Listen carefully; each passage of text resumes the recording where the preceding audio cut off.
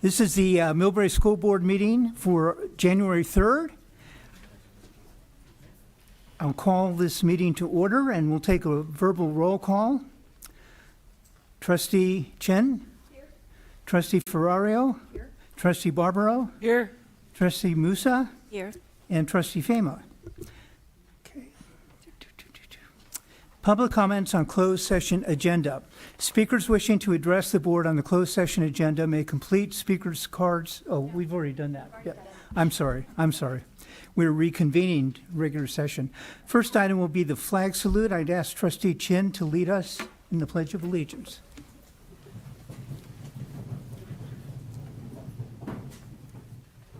Pledge allegiance To the flag of the United States of America and to the republic for which it stands, one nation, under God, indivisible, with liberty and justice for all. Thank you.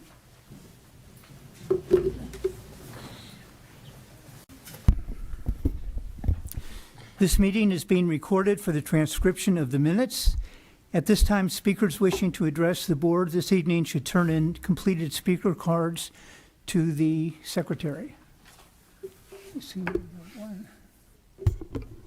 Okay. Report on action taken in closed session. Trustee Musa? No action was taken, closed session. Okay, thank you. I'll ask for a motion to approve the agenda for this evening. So moved. Second. Trustee Ferrario first, Barbaro second. All those in favor? Aye. Okay. Motion is carried. We'll start with presentations. TBWBH parcel tax survey results. Deborah? Yes, thank you, President Fema. I am pleased to have Barry here tonight with us to review the parcel tax survey results. Also, I'm grateful that Samir Fadani has joined us. He's one of the chairs of our parcel tax committee. So with no further ado, I'm going to hand it over to Barry to present our survey findings and then answer any questions that the board may have. All right. Well, I guess I should hold it. Can you hear me okay? Okay. Thanks, everyone. Happy New Year. Wow, what a great turnout.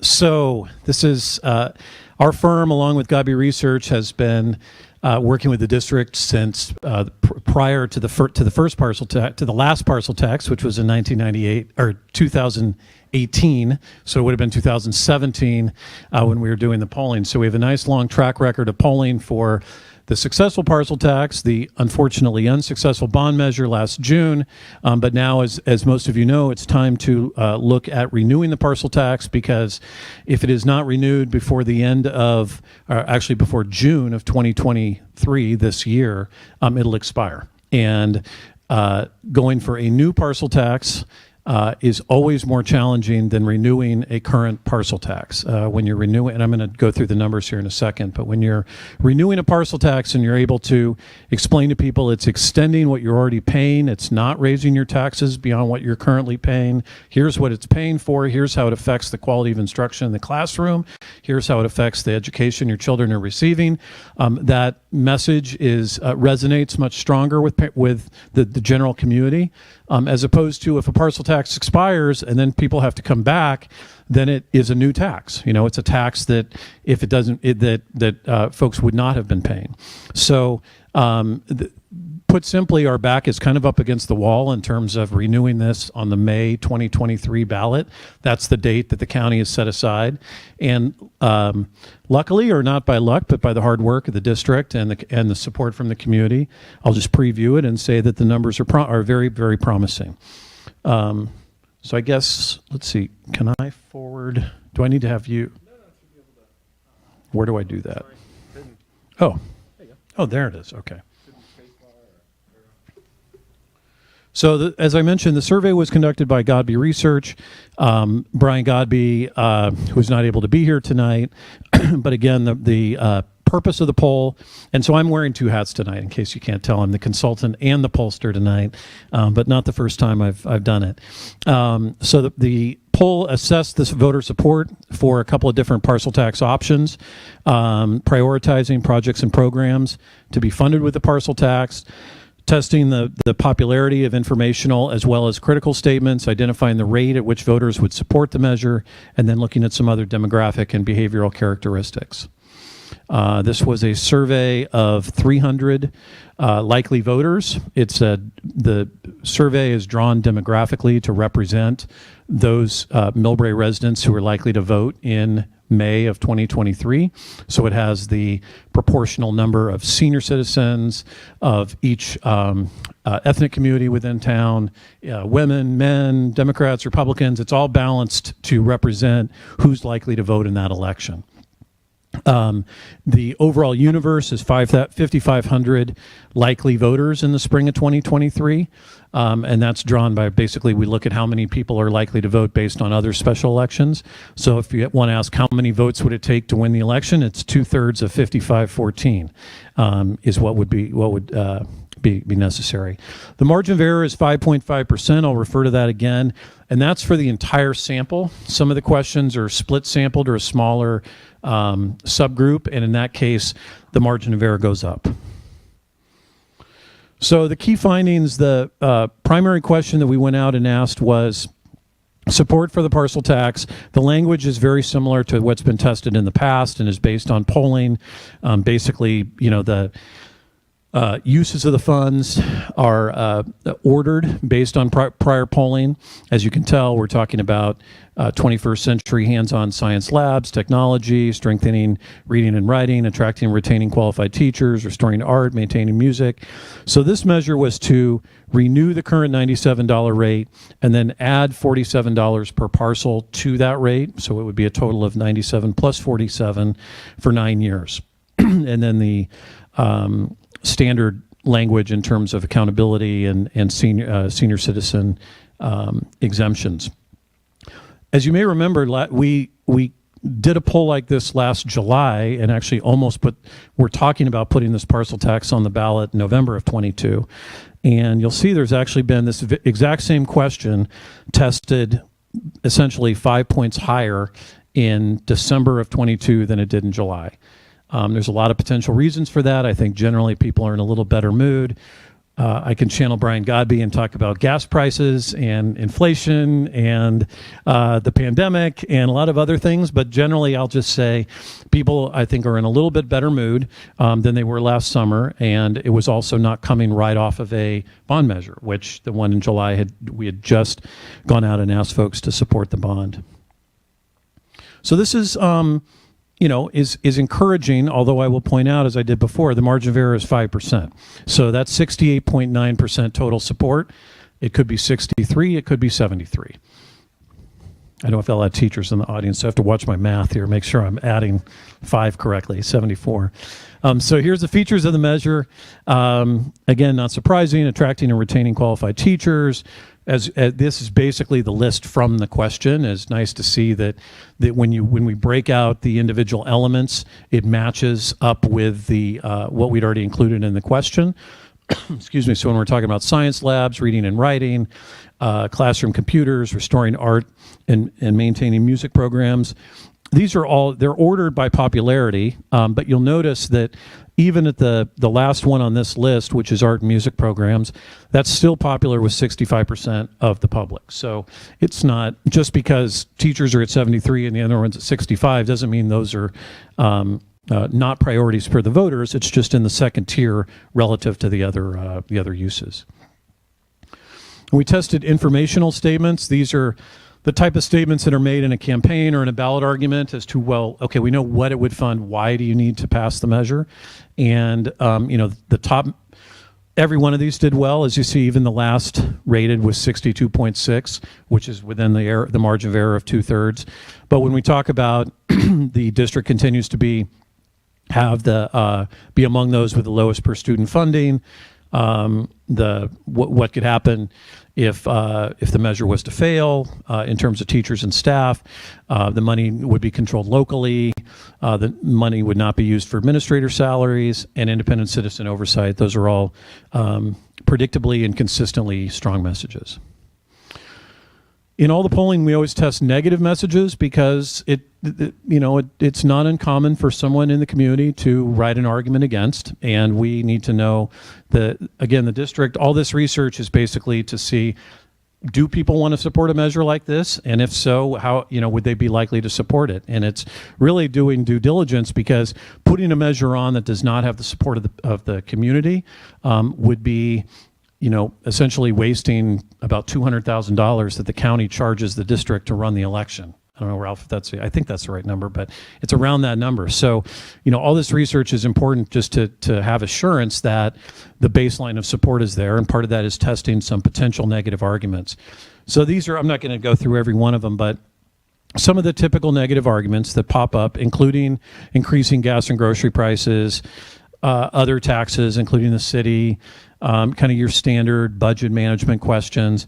Again, you'll notice that the highest ranking argument here in terms of would this make you much more likely to vote no was 57, and the lowest ranking positive was 62. So we're in a pretty strong position there in terms of while people will say, well, that might make me think about it, it doesn't have the strength that the positive messages do. So then after, and this was a lot shorter poll than many of the other polls we've done in the past because the district has the benefit of that prior research. So then after the positive and negative arguments had been asked, we went back, asked again, where are you now that you've heard the positive and negative arguments? And so now it was at 70%, which is a point and a half higher than we started, a little bit of growth. Very encouraging that it's 9 points higher than it was in July, where our informed was at 61, and that's why I think the board made the wise decision at that time not to go, because it's a long way from 61 to 66. But it was a pretty small incremental growth, and again, it's still within the margin of error. So this is even after they've heard our arguments, the positive, how the money be used, it's still at 70, which is, again, within that 5-point margin of error. Could be 65, could be 75. Then we went back and asked folks, well, instead of adding $47 a parcel, what if we only added $28 a parcel? Would not be able to do as much, but what would happen there? And that, tweaked it up a little bit. As you see, that now takes it up to 72. Margin of error, that's a 67, 66, 67 on the bubble. And then, but again, a nice improvement over the other one. And then finally, we tested what if it was just a straight extension. So not an increase at all, taking the standard measure, in which case we could, as I mentioned earlier, a big piece of the messaging, certainly could be that it's an extension of the current rate you're paying. It's not a tax increase. And here we see some pop. So here, the total support for the measure is now up to 75.7%.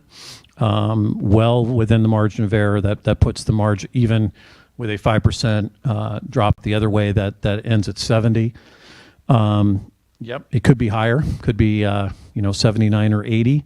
But again, even when we're extending it, we were not there in July. So there's been just this consistent increase, and here we're talking about a 10-point increase for the straight extension from July to today. So that concludes the slides that we have. I mean, the recommendation, and the board, I'm sure, will have plenty of questions, but given that for myself and for Brian, we've talked about this, we've chatted with some folks about it, but there really is a lot to lose in terms of if the measure wasn't to pass in May and having to come back again. And there's just such a very strong difference between a straight extension, 28, or the 49. I can't say that it would be impossible to do the others, and I know there would be a lot of parent energy. I know there'd be a lot of organization. And in other circumstances, if it was a district that was not looking at this as the last chance to extend, I might encourage folks to look at 28. But our recommendation, professional recommendation, is that being not politically conservative, but financially conservative, by basically asking for a straight increase, would have the greatest chance of passing. And then if, at some point in the future, if more funds were needed, then that could be explored. But this would at least lock it in for another 9 years. So I'm sure there are questions. I will try my best to answer them if they're related to the poll, given that, as I said, I am not Brian, but I have access to most of the data here. Thank you so much. Any questions from the board? Well, I just want to clarify. So you're saying you're recommending to stay with the 97, not the 128. So, so again, I don't have the 147, what was the positive? I mean, what was the actual 70%? The 97 plus 47, yeah, the 143, 144, that was a total 70 on 70. the last ask. And then the 97 was at 75? Correct. Correct. Okay. That- The 97 plus 47 was at 72, and the 97 straight is at 75. Got it. Okay. So, Frank? Barry, so we went from 5 years to 9 years. Is that correct? Yeah, So have we polled the public to check that 5 year to 9 year? I believe that the reason we tested 9 years in this was in the prior polling, we had tested various lengths and there wasn't a big difference. And so, and also given that it could have been, but every question in here tests 9 years. So Okay. this is, Well, that's good news. yeah. Yeah, okay. Can I add to that? Part of the reason for the 9 years, sorry, I don't want to have my back audience, but there was some thinking that the 5 years in the effort, and Samir can probably add to this, but in conversations with Brian, there was some concern and some thought around like going back out for this every 5 years is a lot. It's a lot of energy, it's a lot of parental, commitment on the committee, and it costs money. It costs money to put together a resolution to get it on the ballot, to run an election. And the 9 year thinking was everything always feels a little better when it's not in double digits, and it's also the amount of time that a parent would have their child in our school district. So it was a longer time than obviously 5 years, but it wasn't this infinite number where people were thinking, well, how will my child benefit if they're, already in 3rd grade and they're going to be in, 10th or 11th grade. So that was the purpose around that. Samir, did you want to add to that a little bit from the context of the committee and the parental piece? Yeah, exactly. So I think there is Debbie? this. Yes. Sorry. Please mind your microphone. They can't hear you on Oh, I'm sorry. Forgot. Okay. Go ahead, Samir. Sorry. Thank you. So I think there was this thought that, as Debbie mentioned, that it takes a lot of energy to go out there, 5 years, and so the feedback that we're getting from parents is that ideally we'd like to see it indefinite with wording to say that it could always be revoked. But I understand that it was tested at 9 years, which certainly is a lot better than 5 from the parental committee standpoint.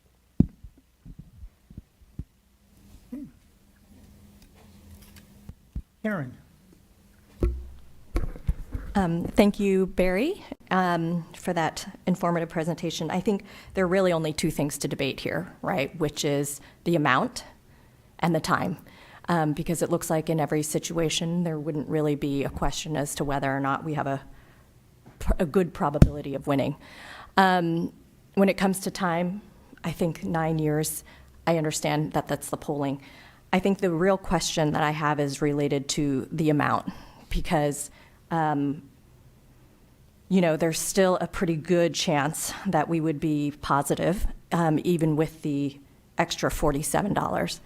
I know that you said in your professional recommendation that you would prefer that if we just extended, because it's almost more of a higher chance of winning. But I did ask Brian what the numbers were back in 2017, and he had given us these numbers that the same test at $97 for 5 years, the yeses were 63.8 compared to our 70.3. And at the time, we had to make a decision as a district, and we decided to just go for it and really just rely on all of the energy that we could create, and we ended up winning to a 74.8 or something, almost 75%. So I guess the question for us is how much risk are we willing to take when it comes to the amount? The follow-up question I had for Brian, which we didn't survey, is are there ever parcel tax measures in which we could put on the ballot an extension with an escalation of $10 a year with a maximum of $150, let's just say, so that 9 years isn't locking us into this very sort of small amount of money. You know, it's not small, but it's smaller every year as you go, and that would be locking us in at the same amount for a total of 14 years. So to that question, I do believe that districts have added cost of living allowances to parcel taxes. It does, not surprisingly, everything you add to a measure in terms of if you're talking about more length or more cost or COLA, those all have typically will come back and show a little chipping away at support. And that's why we didn't test it in this one, just because we were really trying to find the baseline in terms of if it was just a straight up extension, could it make it, right? So it is not, I believe it's an option. I'm not the attorney, so that you'd need to double check that. But I know, I believe many districts have a cost of living allowance adjustment on the parcel tax. And we do have a call into our legal counsel on that question. I mean, my only caution would be that we didn't test it in the poll, but Brian could, I don't think he answered on the email, but he could certainly look at places and at other polling and see how much a COLA had affected it. But that's, I believe it's an option. Great. I just have a comment. I concur with Trustee Chin in that, if we go for the safe and we just keep it at status quo, I think there's that mid-range, so if we go up $28, it doesn't seem like there's that huge of a difference between the approval rating between any of those levels. And so I think boosting it up a little bit might serve us well.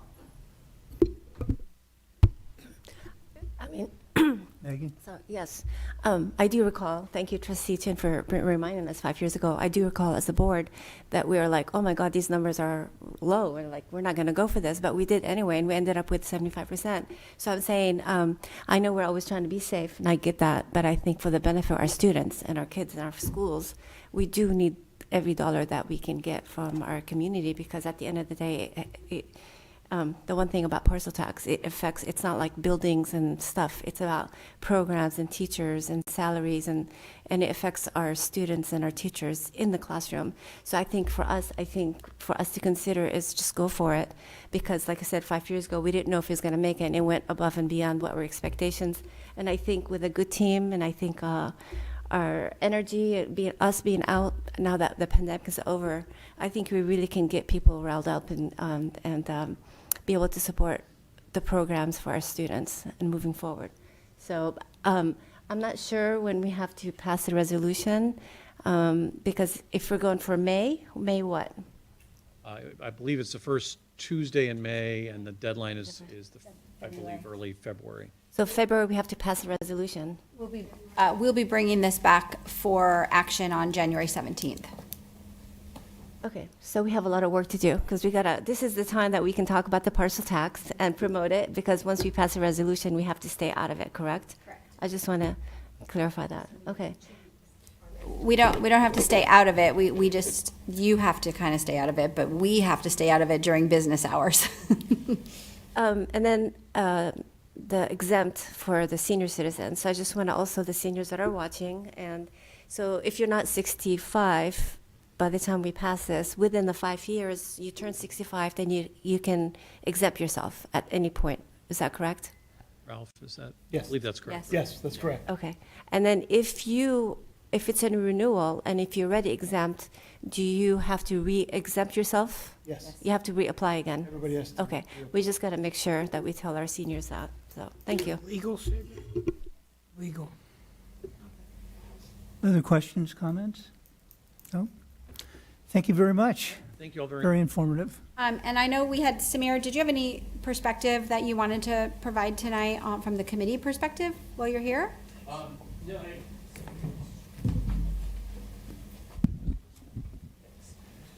Yeah, no, I think there's a lot of energy, a lot of support. But I think the main thing we as a committee are looking for from everyone is we need volunteers. We need people to get involved in any way, walking, going door to door, texting, calling. That's really a big thing that we're going to need. In addition to financial support for the committee to really have a strong campaign. So you're going to be hearing from us and definitely any help is greatly appreciated. Great. Thank you, Samir. Thanks. Thank you, Barry. And President Fama, we will be bringing this back as an action item on January 17th for the board to make a decision on the resolution. Okay, thank you. Of course. Next is technology infrastructure update. Jeff Horn, Director of Educational Technology. Hello, thank you so much. I just wanted a quick informal discussion. I don't have a formal presentation, but I wanted to update you on what you paid for and where we are in the process of the technology update for the district. In terms of our servers, which was one of our biggest projects, our servers were very old. They were failing left and right. The audience sitting next to me can attest to the multitude of problems they were having on a very frequent basis. We are halfway there. So we're 3 of 6 completed so far. I include 6 because the district office are some of our most important servers that manage the backups and manage all of the authentication side of things. We did the district office first, and the intention behind that was to find the bugs, and we found a lot. We took a little bit longer than I anticipated to work through those problems, but the advantage to that is that since then, doing 2 different school sites, they've had very little to no impact. So far, we have completed Spring Valley and Green Hills. Spring Valley had 1 blip. 1 user reported an error that we quickly resolved, and we learned from it. Green Hills had no errors that they reported. It was extremely quiet to the point where I was concerned that we even did it correctly. Did it work at all? Because no one said anything, and that was good news. That was what we hoped. It's not what I thought would happen. I anticipated a worse outcome, and I anticipated that we would have some concerns we had to address, but we didn't. Lomita Park is actually scheduled for this weekend, weather permitting. They're next. As long as we have power, we will get it done, and then Meadows and Taylor will follow after that. We didn't really generate a priority list, anything other than where the errors were showing the most. So Spring Valley, I know I have some teachers in the audience, actually had an error with their server on the Monday, and we did the cutover on Wednesday, and I was like, we're so close. So they were one of the first one we did, only because they were having the most errors. So that was kind of our priority list. Taylor actually has some of the newest servers, so that's why they're going last. So far, as I said, we've had a lot of cooperation from the sites in terms of following through, and we've had a good reports. So I'm expecting that we will be able to continue that for the last 3 sites. We have also been working a lot on our Wi-Fi redesign. The intention behind the Wi-Fi redesign is that we can better segment the network and better prioritize certain devices over others. So right now, our network doesn't have the segmentation that we want or that we should have in a contemporary design. So we can't prioritize the phone over the student's phone that they happen to have connected. We want our actual school district phone in the classroom to work no matter what. But we can't prioritize that over a student's cell phone that has to be connected to Wi-Fi. So our segmentation is helping with that. Of course, we also want to give a high priority to the instructional devices, whether that's the teacher's laptop that's presenting to the class and or the Chromebooks in the room. So again, our segmentation is going to help better define that. We are in the middle of rebuilding all of our backup servers. So the backup servers are some of the most important things we have. In a scenario where a bad actor were to enter our network and potentially cause harm, those backup servers would be what we would reference and be able to recall data from, so that we don't lose things. So that's currently being redesigned and rebuilt. We did continue some of that work over winter break, and we'll keep working on that. That project probably has a couple months left until it's fully complete.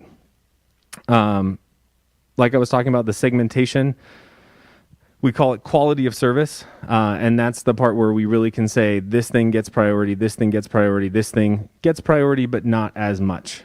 So again, that quality of service has been really, really important for us, and it's integral to the Wi-Fi redesign as well. So I'm happy with the direction we're going. We're definitely not there yet, and I will continue to provide updates as we move through the process. But as of right now, I'm happy with our progress. We're moving, and we're starting to see the difference. We're seeing strong replication across the district.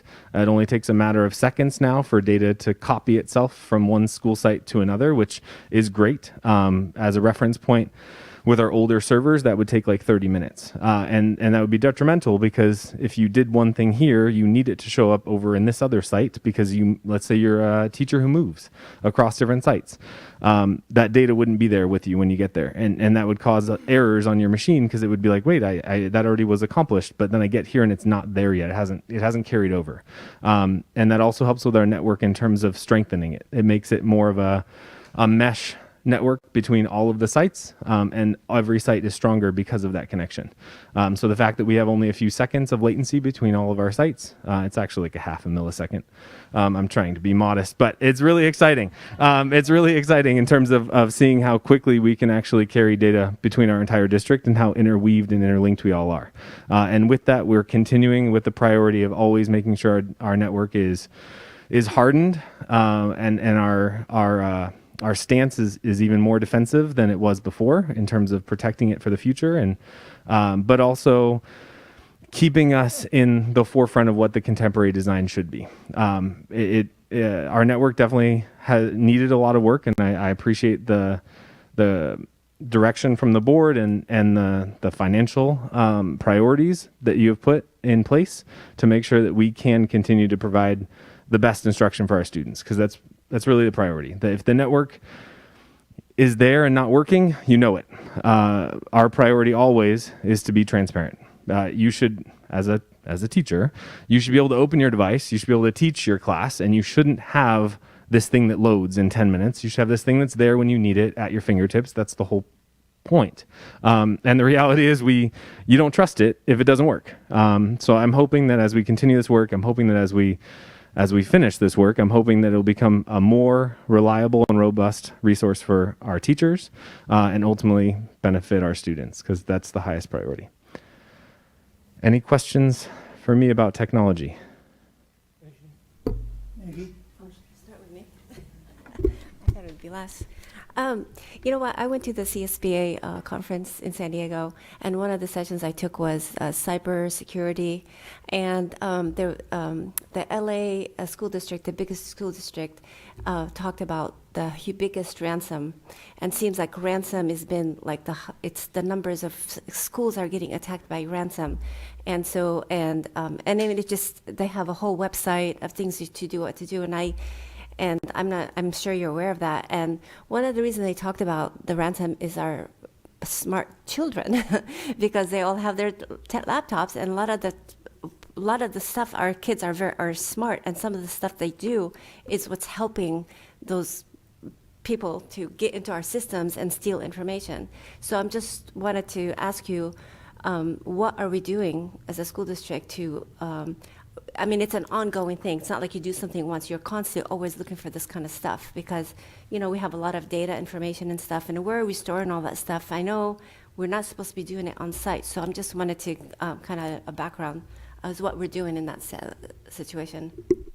That's a great question. I should have touched on it in my presentation. Cybersecurity has been one of our biggest focuses, and improving and increasing our current nature of our servers and everything is already off the bat helping us. It's huge.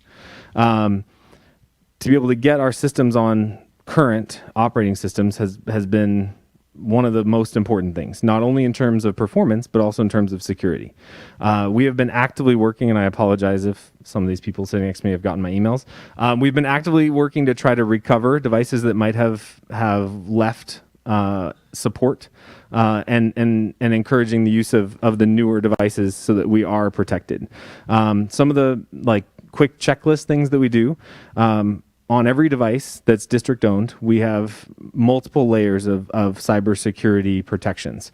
We have some software that's kind of not passive, but it's self-monitored. It's sitting there, it's running updates, it's scanning files multiple times a week to make sure that everything on that device is clean and correct. We receive alerts when that directly to us. We receive alerts when there's something detected on that computer that's not quite right. Maybe Chrome needs to be reinstalled because it's not working correctly or it's not updating correctly. We receive proactive alerts, and then we reach out to the staff member. And then we have a secondary layer of service and software that's installed on all of our district machines. And that one is the 24/7 human monitored. We have a service that's monitoring that for us. And then it alerts us as well. So, for example, right before winter break, we ran a full test and audit of that system to make sure it worked, because of course when you're on break is one of the most interesting times to attack because they hope that you're not paying attention. So we ran a full audit and test of that system, and it worked exactly as it was supposed to. So on detecting a threat in the system, it was a fake threat, of course, because it was a test. But on detecting that fake threat, the first thing that happens is it notifies the 24/7 response team, and it notifies us. So I got my text message, I got my email. Upon confirming the threat, so a detection could be like, we think it is, we're not sure, time to investigate is kind of the detection level. Upon the confirmation of the threat, again, it was fake, it was a test, but it showed up as a threat in the system. So on confirmation of the threat, I receive my text message, my email, and a phone call, and that goes to our whole team. And then the 24/7 response agent is also actively working on that and providing updates to us.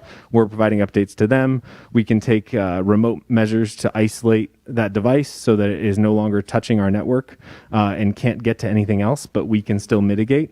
And then we start our deep dive into what happened.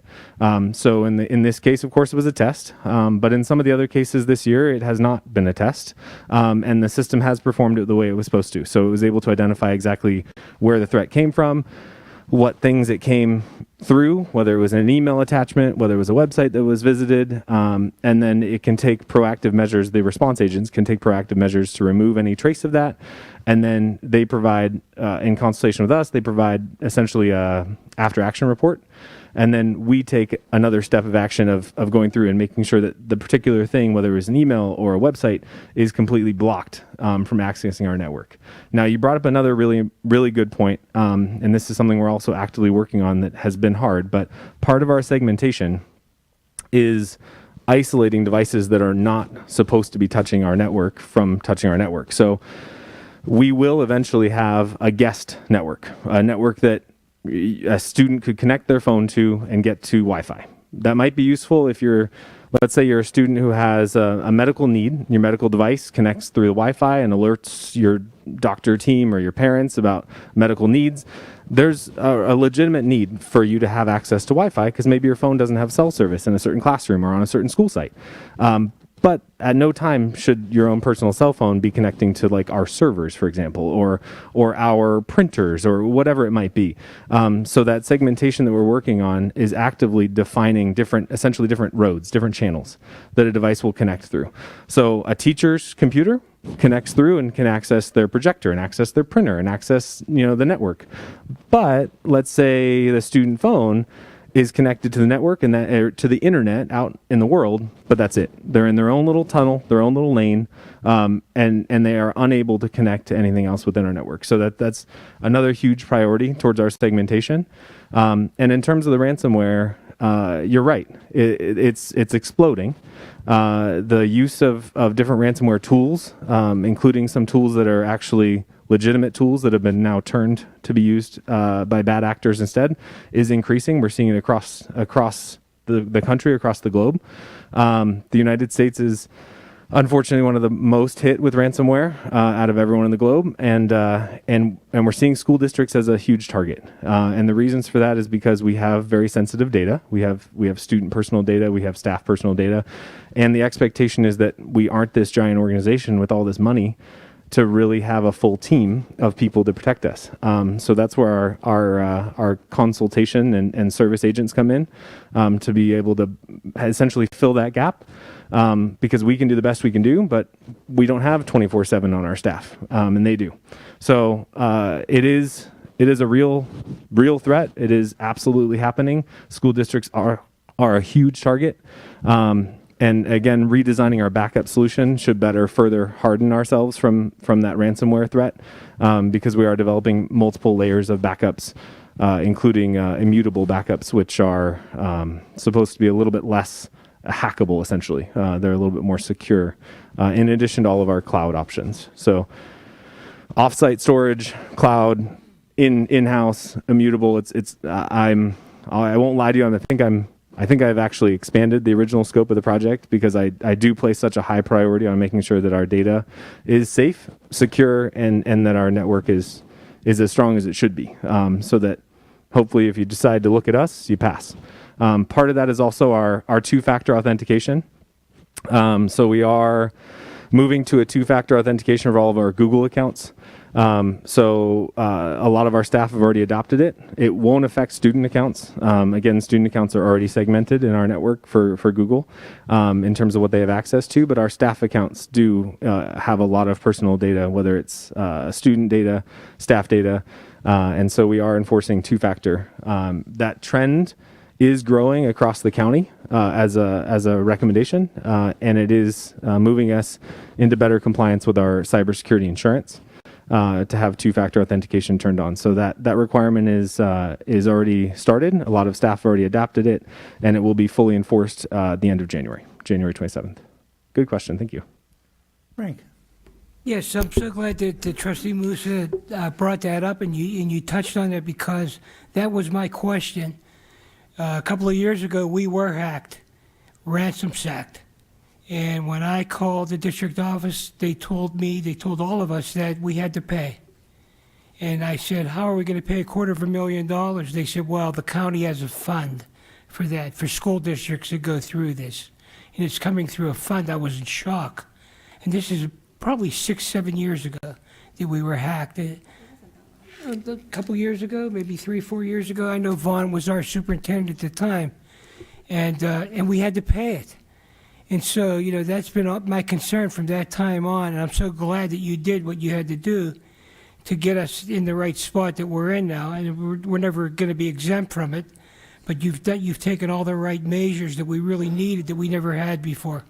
So kudos. Yeah, but you know what? We paid, but one of the things I learned also is they're recommending not to pay. They're saying don't pay. The last thing you want to do is pay out the ransom, because I can't remember the reasons why, but anyway, so that was kind of interesting. But now they're saying don't pay the ransom. I don't know, but they said in the thing that don't ever pay the ransom. So because there's good, it's a threat, but they really don't have much. So anyway, that was my understanding. But well, I don't know. At the time, we were devastated. We were at ground zero. And we were panicked, and that was not in our expertise, so we did what we were told to do. We were advised to do that. So that's really why we did it.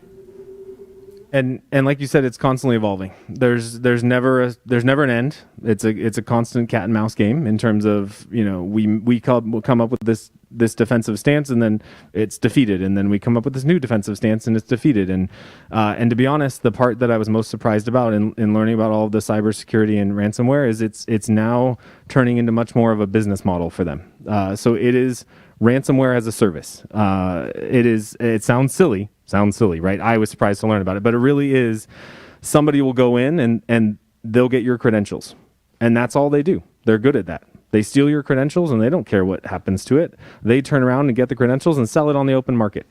And then somebody else picks it up and they say, oh, cool, thanks, I'll buy it from you. Okay, cool. Let me go in, let me steal some stuff on your finances, and then steal some stuff on your staff data, and then, okay, I'm done with it. Somebody else want it? And then they'll turn around and sell it again. And then somebody else will buy it. And then they'll do something. And then somebody else will buy it. And then finally, the last step is the company that buys it and says, okay, I locked you out, I ransomwared, now pay us.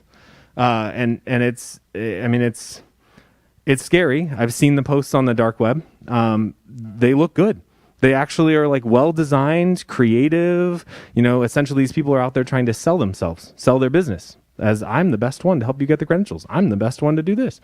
They used to be very text driven, really basic websites, on the dark web for selling stuff like that and buying stuff like that. And now it's literally like a flyer and a poster and colorful and flair. And, unfortunately it's getting scary and it's only going to continue to get worse. So we're going to do what we can to try to stay on the forefront and a step ahead with the intention of doing the best we can.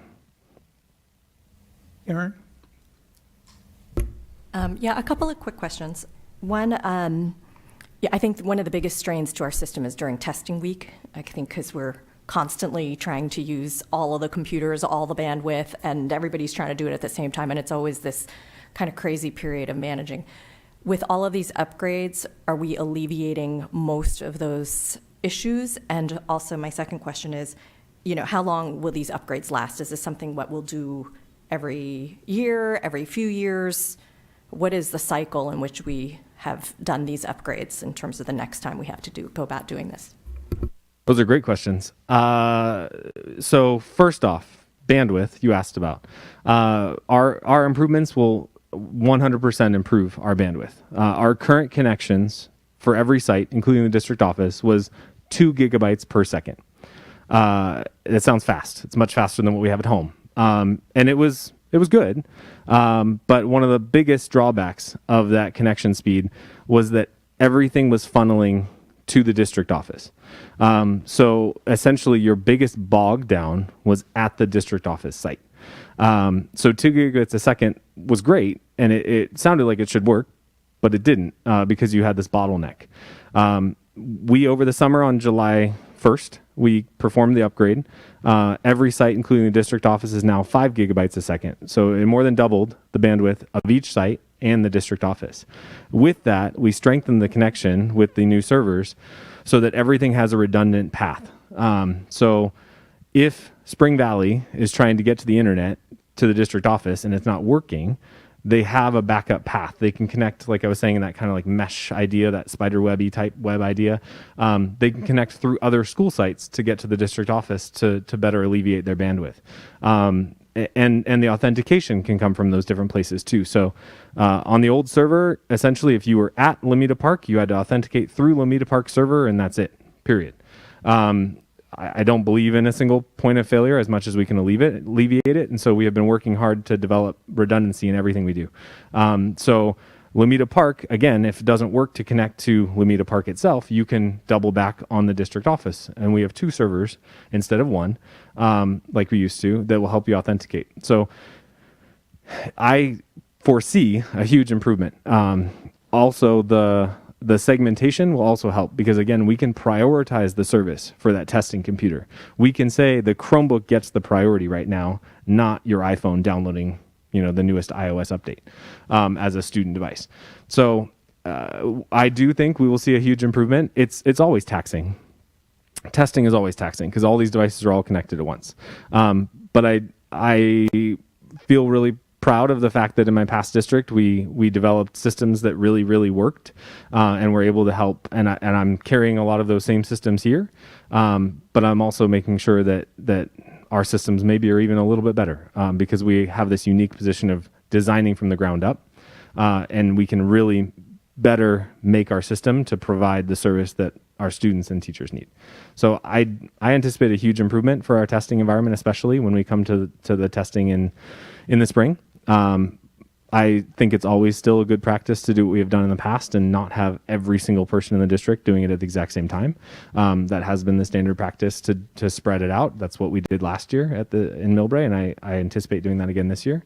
But I do foresee a huge improvement in what our system is capable of supporting with these new improvements. Thank you. Yeah, upgrades. We are performing this full upgrade now. Our stuff will be current today.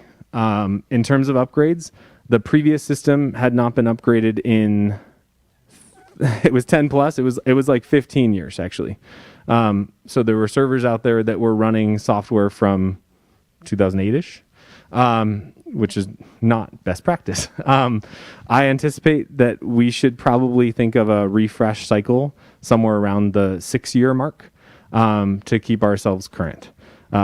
Because of the investments we're doing now, and because of all the hair pulling we're doing now, trying to get all these servers done, I anticipate if we can keep on a consistent cycle, the upgrades will actually be significantly easier. Right now, there's a lot of finesse involved in getting some of this data to move over to the newer servers. It won't be that way if we're current to current instead of super out of date to current. And number of servers. We've been, Jeff and I have been talking a lot because about the refresh and a budget and that goes along with the refresh. So replacing every single server at the time of refresh is not always feasible. So we've been working on a plan as to staggering the refresh for the servers to make it less impactful in one budget year. So we're working on stretching and trying to make sure we now stagger them instead of replacing them all at once. And the same thought process going into the teacher machines as well.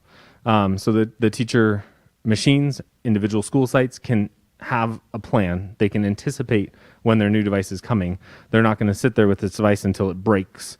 We're taking a much more proactive approach to ensuring that a teacher knows where they are in the refresh cycle. They know that they're a couple years away from getting this new one, or next year is my school site's time, so that they can better plan and better rely again on the technology. If it doesn't work, you're not going to use it. But if we can stay on top of it, if we can be more proactive with our approach, then it'll actually be something that we can rely on and trust to work. So that's our goal. Thank you. Is that it? You okay? Okay. All right. Thank you very much. Thank you. Next, we'll have public comments. Speakers wishing to address the board on items on the agenda may complete speakers' cards and submit them to the board secretary. Speakers addressing specific items on the agenda will have opportunity to address the board at that time of the agenda item in the meeting.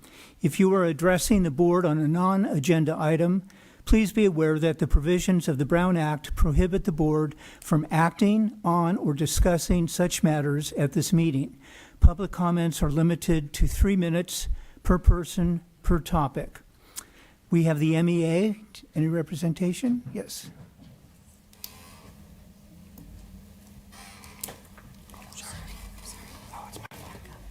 Good evening, President Fema, trustees. Thank you. And Superintendent French. My name is Jennifer Colombo. I'm the current Millbrae Education Association chapter president following Matt Garrett's term. Our bargaining team has been hard at work since early October negotiating with the district. Although we have settled a few items, we are at a standstill for wages. MESD received over 13% in LCFF money from the state for the 2023 academic year. That is $16,993 per student spending, according to EdSource. This funding includes teacher retention and attraction, because if these last years of remote hybrid education have taught us anything, it's that nothing beats in-person direct teaching. A teacher's presence is the environment of student learning. We here, as teachers who have been working with our families for years, stay here to deliver the caliber and quality of education our families rely on and expect for our children. We expect MESD to support us and return to the bargaining table with an offer reflective of the state's funding. Thank you.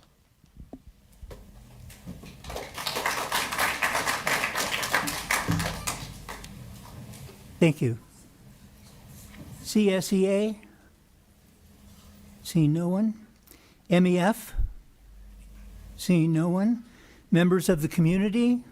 I have one request from Mr. Daniel Yang. I don't see Mr. Yang. Guess he's not here. See him. Okay. He did. Mr. Yang? No. Okay. Next is superintendent update. Superintendent French. Thank you, President Fema. First of all, I'd like to, let me get closer to this so I don't get in trouble. Would you rather have this? I'll do this, thank you. First of all, I'd like to wish everybody a Happy New Year. It's great to see everyone back. And looks like we'll be taking another little reprieve this week due to weather conditions. So just updating our community tonight that we've sent out some information, letting everyone know that our elementary schools, all of our elementary schools, will dismiss tomorrow at 1:15. We are asking that our staff stay around only long enough to make sure that our littlest people get off the campus safely. And then we are asking all of our team members to go home as well to ensure that you're safely at home before the anticipated start of the storm, which we're being told is around 3 o'clock. And then at this time, we have made the decision, after much collaboration with experts in the county, including our new sheriff, our city manager, our county office of ed, as well as the weather experts, to close our campuses on Thursday to ensure the safety of our students and our staff. We will continue to update you via our website and Parent Square, and we anticipate having an answer regarding Friday by 4 o'clock tomorrow afternoon. I'm sorry, Thursday afternoon, dependent upon whether or not everything we're anticipating will happen actually happens with the weather.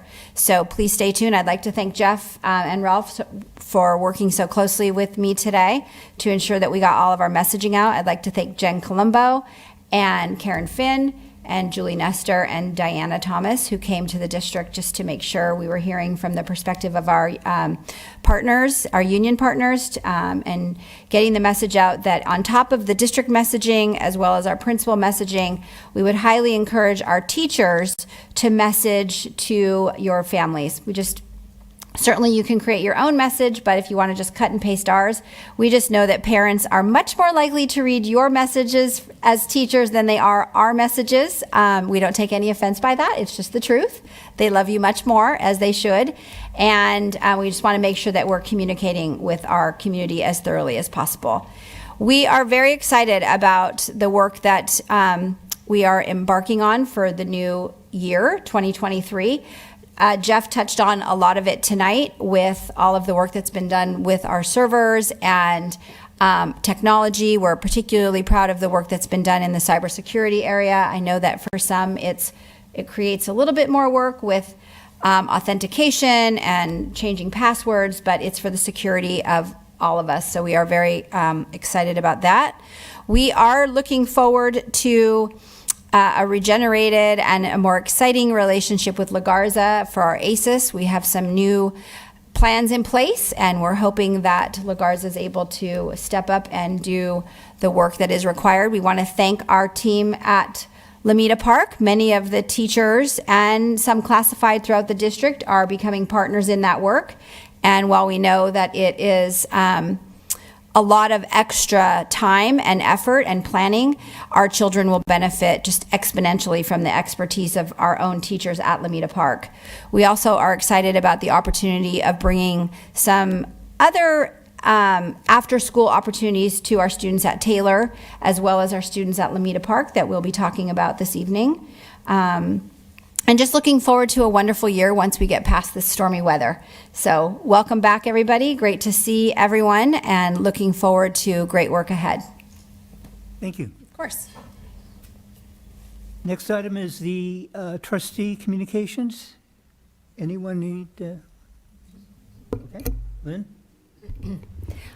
I just want to welcome everybody back, and I have to say that it is just so amazing to look out into this room and seeing all of you here, because normally we're speaking to an empty house. So thank you, thank you, thank you, thank you.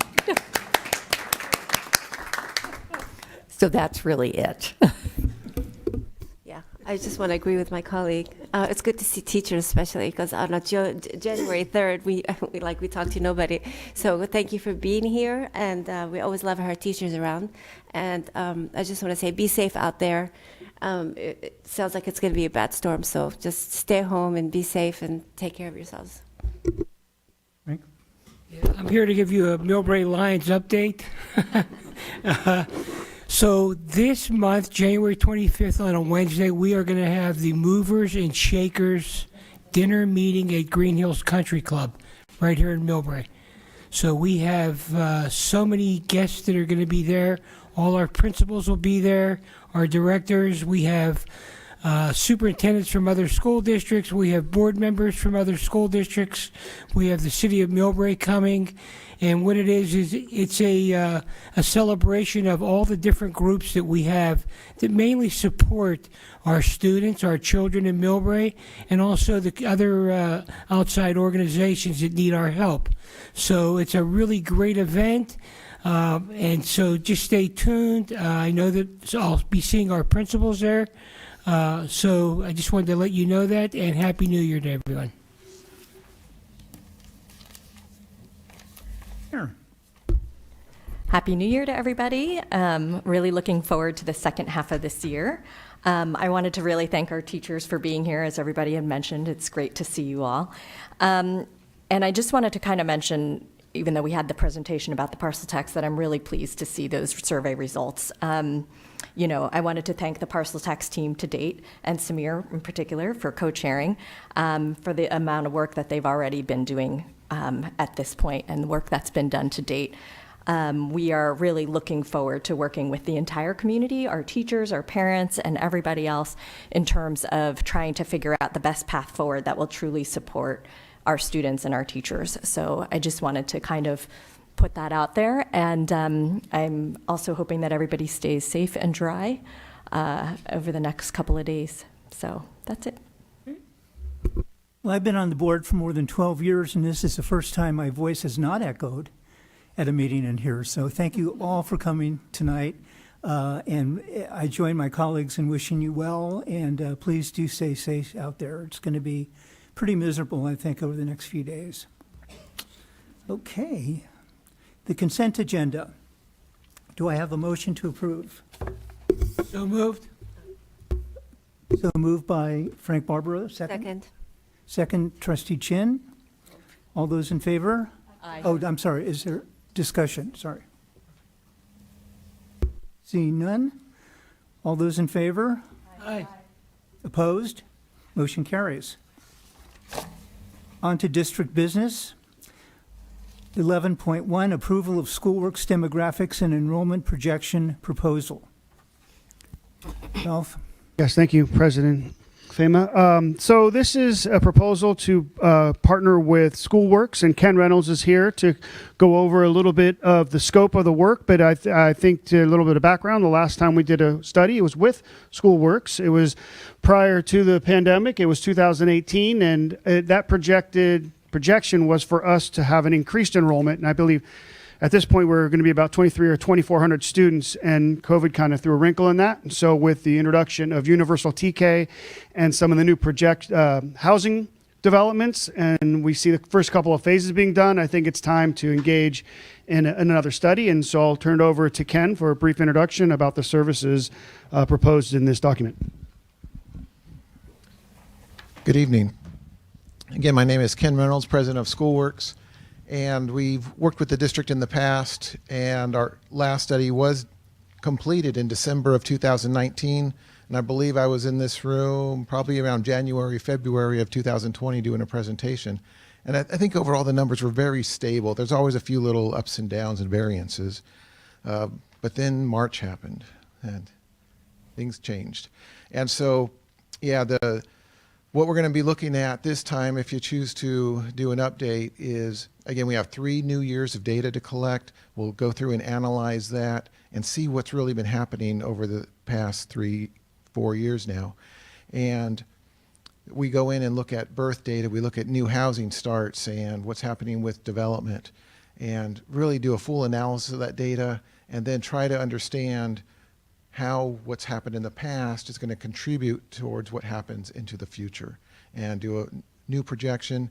And again, with all the work that we do, it's all in a computerized modeling system. We have to go through and make some special assumptions for each of our clients, understanding what the data is really telling us. And then after that report is even completed and we're back here doing a presentation, we have all this data that is useful for all sorts of additional studies. And so anytime during the school year, if a new question comes up you want us to study, a lot of times it only takes me 15, 20 minutes, maybe half an hour to come up with some new answer for you on an issue that's of importance. And again, we don't charge extra for that. if something happens where it's like, oh, we're going to go into a full-blown community study of an issue or a new program you're considering, or maybe a boundary change, whatever it wants to be studied, right? There are extra charges when it's going to take, more than a day of my time. But the simple stuff, we're here to help you with. And so it is a complete service. We just have that one fixed fee where we go in and do all the work for you. And we do keep all the data safe. We're not collecting any personal data. We're really just looking at the addresses of students as they move through the system to understand what's happening in each area of the district. Right? Are we seeing a net growth, a net decline? Are we seeing a lot of younger families in this area, but older families in this area? So to really understand what's happening with those base demographic trends. Any Comment, question? Yeah, would that, the survey, would that include future projects that are happening in Millbrae? Because there's some, like the El Rancho, there's some stuff that will be coming in the next 5 years. How far do you go, like 5, 10 years? I'm sure you get a hold of the city and you say, what is your projects for the next 10 years to include in the study? Yeah, we normally try to do our projections out 6 years. We can go out 10 years if there's enough data to support that. So it just depends on what you're wanting to look at. So yeah, out 6 to 10 years. We do look at historic construction rates. We see what permits are being pulled. We do talk to the city, and we actually talk to the individual developers of the larger projects to get the full perspective of what they believe is most likely to happen. And then, of course, with all of our experience, we know who to trust the most in the data, but we like to hear all the perspectives. Again, a lot of assumptions have to go into that because we like to come up with numbers that are as accurate as possible. Frank? Yes. I'm looking at your chart here, and I see demographics and enrollment projections. So the first thing I wanted to ask is, how well do you work with the teachers? Are you working with teachers during this process? With teachers? Yeah. Not directly on most of our Surveying them? No, Any data from them? No, we're doing projected enrollments. Just enrollment? Right. Okay. Because I see here, these are all listed. Is this part of the fee? What is listed, demographics and enrollment projections? Is that part of the fee that you're charging? This is all included? Everything listed there is included, yes. It's all included, okay. Are you referring to page 3? Yeah, yes. No, 15. No, 15, actually. Page 15. Statement of work? Statement of Yes. work? Yes, those are all included in our. They're all included there, okay. No? Karen? I have a question. So there are a lot of new housing developments that are in the works. We also get projections from the housing developers in terms of the number of families they expect to be living in there and the number of kids. The numbers always seem incredibly low, like 0.9 kids or whatever in these two bed. It just, to me, always is a head scratcher, and I'm just wondering if your scope of work actually sort of helps either confirm or give us additional guidance as to the number of children. Because if you look at their numbers, they would imply that no kids are going to ever be living in these units because the biggest units are 2 bedrooms and no families would ever want to live in there. However, we know that there are lots of our families that are living in 2-bedroom apartments with 2 kids each or more. So I'm just sort of curious, does your scope of work actually help provide any sort of guidance as to their estimates, any sort of support in determining whether or not their impact fees are appropriate and that their enrollment numbers or number of people projected matches what you would project? Or do you just take what they say? No, we never take what they say. But I think in general, their numbers are probably pretty close. Again, we do our own analysis. There's really 2 different things we look at, right? We can go in and for any projects that have been built recently, we can go in and actually see how many students live in those units. So if there's, if 100 units were built and only 20 students live there, that's a 0.2 yield rate. But if there's only 10 students live in there, then it's 0.01. So there'd have to only be 9 students out of 100 homes to get down to 0.09. So yeah, we are able to go in and look at that level of detail. We look at the district as a whole to see what the averages are. And then what's interesting is we have seen very low yield rates from a lot of development throughout the Bay Area. And there's been a strong correlation between housing prices and yield rates. And typically, as housing prices have really escalated over the last 5 years or so, we've seen those yield rates drop every year. And of course, we've seen birth rates go down. So there's all sorts of different correlations that we're looking at. But almost another challenging factor is that each individual project that's occurring can target a different demographic. And so some will have a much higher yield rates than others. So just because we know what an average yield rate is for new housing, some projects could have a much lower yield rate, while others are double or triple that. So again, we try to go in and look at and understand what's really happening. In some districts, we have to actually use different yield rates for individual developments. Others, we feel comfortable using an average yield rate. So it really depends on the data that we discover as we're going through the process. What will you do for our district? For example, in the new BART development, they'll say, oh, well, they're mostly studios. There'll be no kids that are living in there. Maybe that's true. Will you go to that level of granularity for each of the projects? I mean, we've got a big project scheduled for Office Depot. We've got a big project scheduled for the Burger King, for the El Rancho, for New BART, and those have not actually been fully built, so you can't look at what exists today. But I'm assuming you'd go into the granularity of looking at what studios, 1 bedrooms, 2 bedrooms, and so on. That's how they do their calculation, but the yields still seem extremely low. Right. Yeah. In situations where they're building something that we don't have experience with in your community, we have looked in other communities in the Bay Area.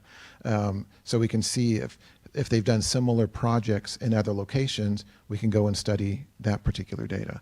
So yeah, we will get down to that granularity of data so we can really look at it and understand it and how it's going to impact your district. Again, it's not like times in the past where, right, we see someone coming and building 100 or 1,000 units, and we can say, okay, we can count on half a kid out of every unit, and we're going to see growth in our numbers. I know lots of districts in the Bay Area that are building lots of units and are declining in enrollment. It is a very common trend. And again, there's a lot more that goes into the analysis than just what's happening with housing. That's an important factor, but what's happening with mobility, what's happening with how many kids are coming into our TK and kindergarten classes as compared to those that were graduating out of 8th grade. And that's where the biggest declines we're seeing is we're having much smaller incoming compared to those that are progressing. But yeah, we look at, again, we try to simplify our results so we show what the projected numbers are, and we can see, oh, we're going to be up by 5 students or down by 50 students, right, whatever the result is. And so that's the net that you're seeing. But all these other components go into the calculation to achieve the overall change. Anything else? This is an action item. Can I have a motion? I'll motion to approve. Motion, Second. okay. Motion second. Any discussion? Okay, if not, all those in favor say aye. Aye. Those opposed? Motion I'm sorry. May I ask that you just take a roll call because it is an action? Roll call, okay. So Trustee Chin? Aye. Trustee Ferrario? Aye. Trustee Barbaro? Aye. Trustee Musa? Aye. Trustee Fama? Aye. Motion carries. Thank you. Thank you. Next item is the approval of agreement MESD 222347 CAM Education LLC. Ralph? Thank you, Trustee Fama. I'm President Fama and trustees. So a little history and background for this proposal is this is something we've been working on for quite a while. Terry Brenner and I have been meeting with different companies and different possible vendors and different people and different organizations to try and come up with a robust after-school program that meets the same requirements that you would have to meet for an ACES program. So the ELOT program, you have to have specific attendance requirements. There has to be 80%. They have to be able to attend every day. It can't be a drop-in basis. So when I first came here, the ELOT money was there, And this is ELOP money, Extended Learning Opportunities Program, not to be confused with ELOG, which is Extended Learning Opportunities Grant money. So I'm learning a lot with those different acronyms. This money runs out in June. So we are hard pressed to spend this money. If this money does not get spent, this is one of those restricted one-time dollar amounts that the state has granted the school district. And if that money doesn't get spent and we don't have an accounting and we don't have a reporting on that, they will take that money back. So we worked with the Boys and Girls Club to start with, because they were running a program at Taylor very successfully. I think so. We can ask the staff, but from my point of view, it was fairly successful. And they were established within the district and within the community, within the peninsula, in the Bay Area. But their reorganization led them to pull out of services for Millbrae, which meant that not only did we have to find a new ACES provider at Lamina Park, we had to find a new after-school provider at Taylor to be in the Scout House, is what we call, with a partnership with the Millbrae Rec Center and Lions and that Scout House area. So we were not successful with some of the vendors and proposals that we had early on, and so we had to kind of get creative, and we asked the Boys and Girls Club to stay on a little longer because we were in talks with Millbrae Rec, and they were potentially going to support us with not only funding but personnel, but that didn't really pan out. And then we were going to try and add some of our own staff in the mix as well, but just the plan just didn't work out well. So Boys and Girls Club generously offered to extend their services through the first, I call semester, but the first half of the school year. And they are now done. So they are now pulled out of all services within Millbrae. And so come January, we have to find a new after-school support provider for specifically Taylor is one of our main concerns because we know that they're losing their provider. But we also felt that an organization like CAM and everything that Terry and I had, and I'll let you chime in if you need to, Terry, everything I missed. But what we felt CAM had offered, they're established in the community. They work with small groups. They work with some of our students already. The families are familiar with them.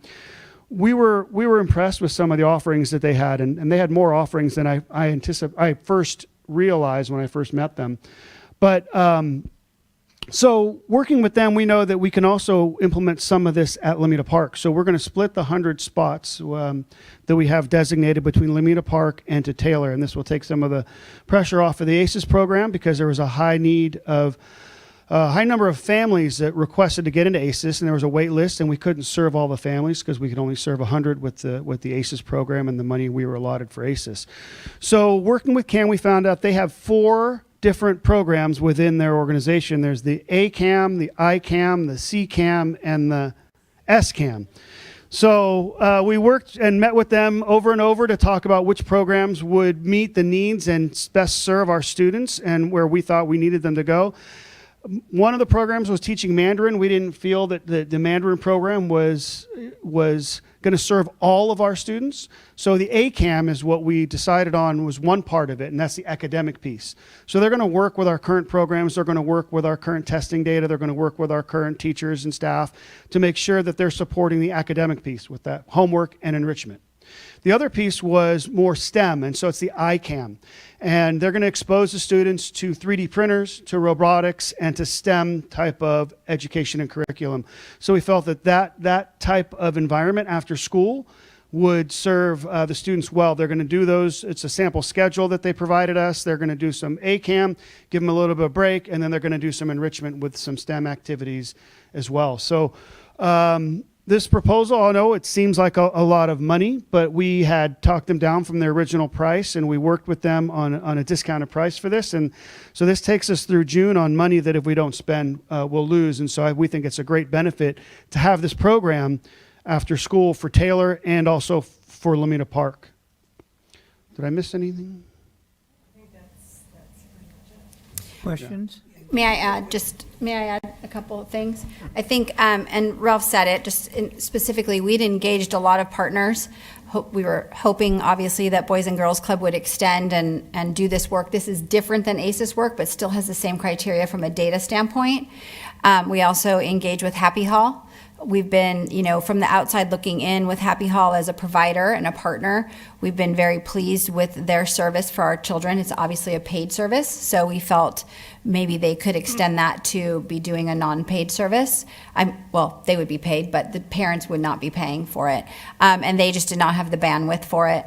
And of course, we have engaged our teachers in the past and to try to pick up this work, but working all day with children and then working until 6 o'clock at night, as I'm sure some of our Lomita Park staff can attest to, is not an easy task. And I know at Lomita Park, I don't mean to embarrass, but they're here. Carolina is doing 4 days a week, and right now 5, and Courtney's doing 1 day a week. This is for ACES, to support ACES.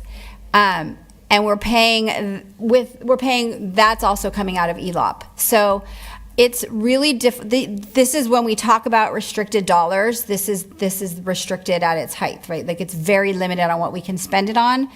And the thing about the ELOP dollars is that it mimics ACES and that it has a lot of data point criteria. So the attendance has to be 80%.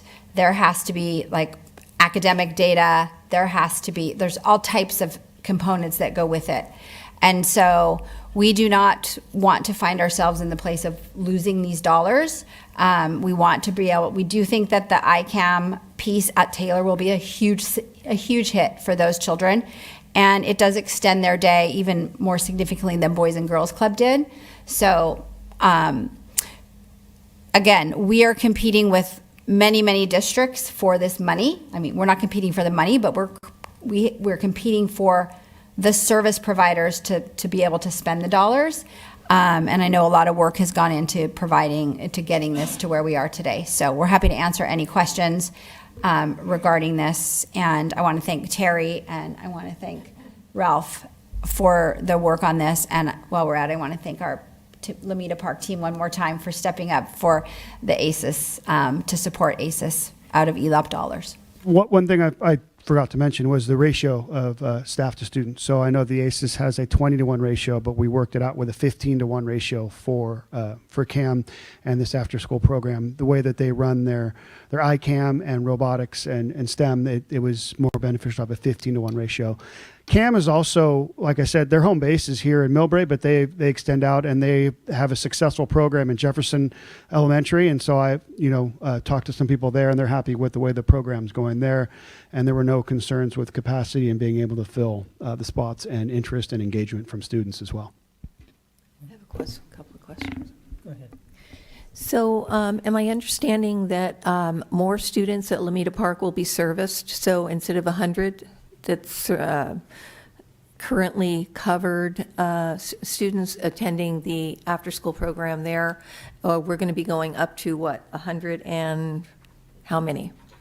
Well, we talked about that at great length as to how we're going to split the 100 spots. And we thought 50-50 is a possibility, and we're going to start with that. And I know that Terry's done a great job working with the principals of both Taylor and Lomita to create a list. And so she has a list from the principals of potential students for enrollment. And so the way the numbers shake out, I think will depend on what the interest level is and that survey, and then once they fill out the application. But we were originally thinking a 50-50 split, but we know that Taylor is a larger school and may have more need, and Lomita Park already has ACES program. So, it might end up being 60-40, it might end up being 70-30. So we're just going to see how the numbers play out and then the actual need and commitment from those that are signing up.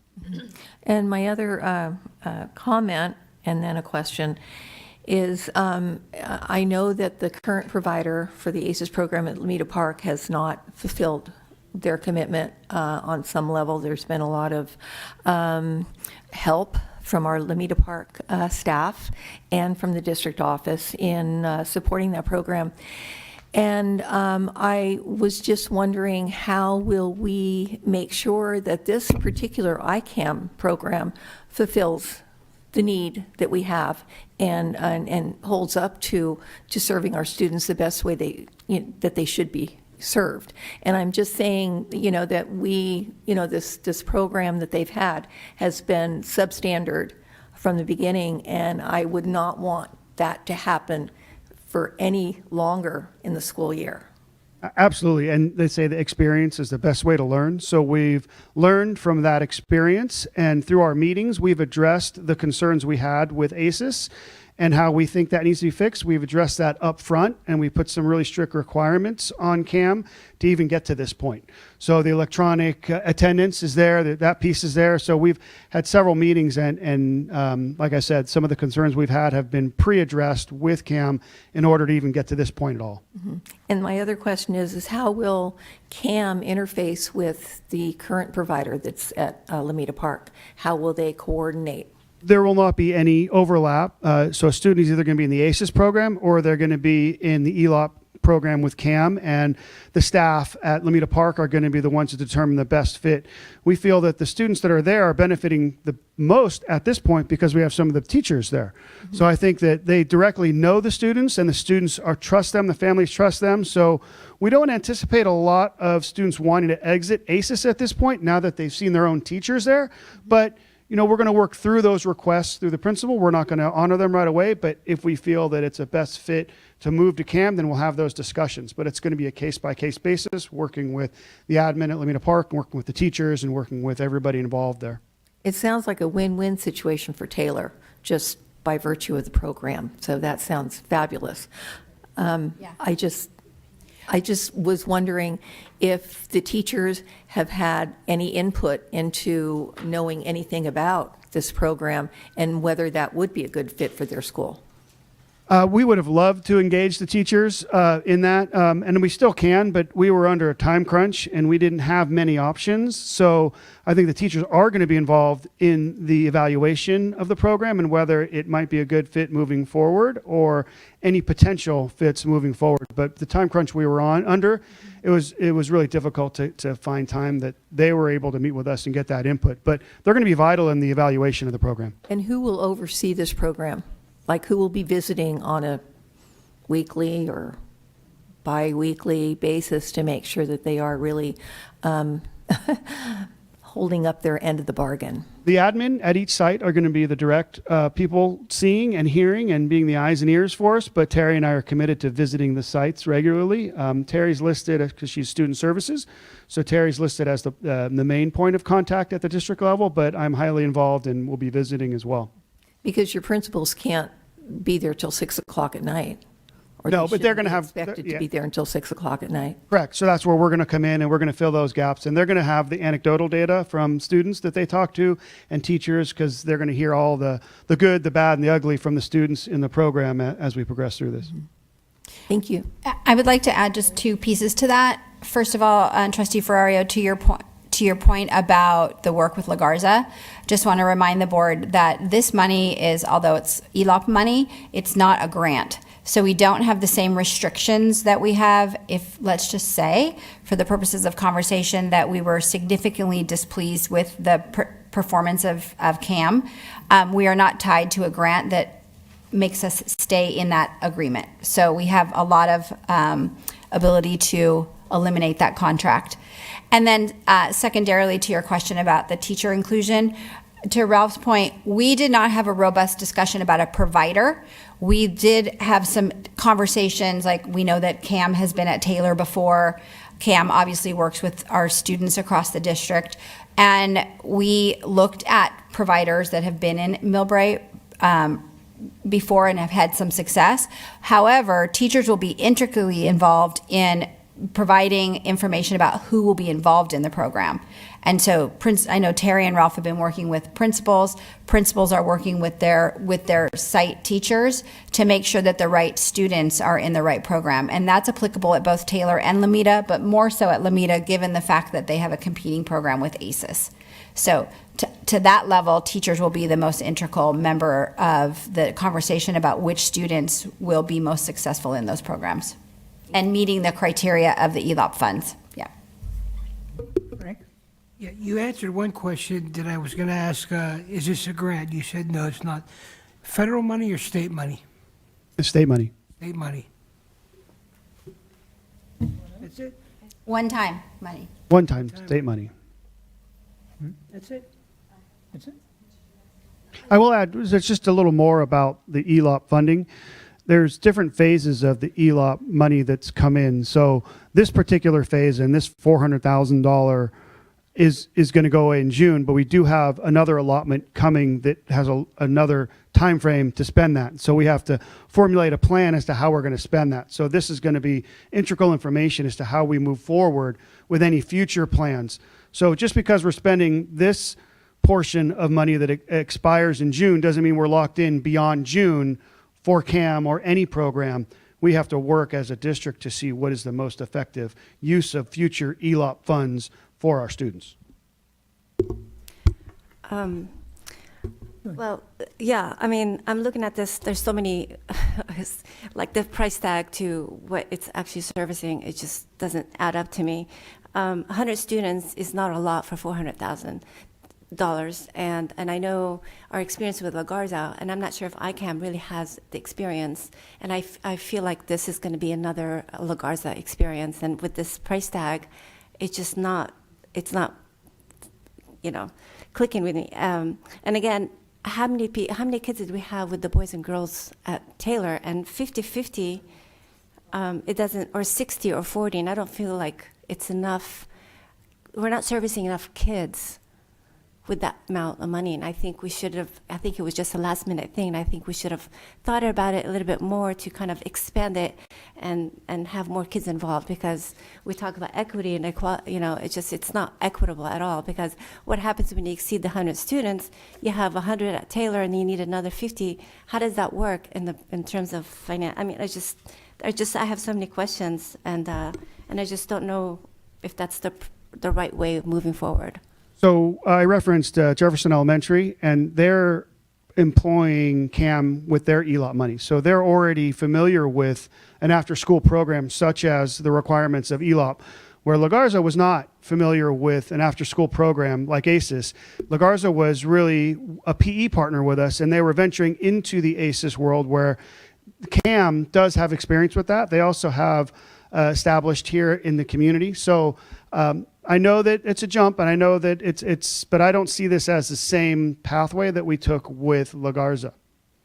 So with the Lomita Park students, I know they need time for homework, because I know that one of the complaints that we've heard is the kids went home exhausted because they were running around that didn't have time to do homework.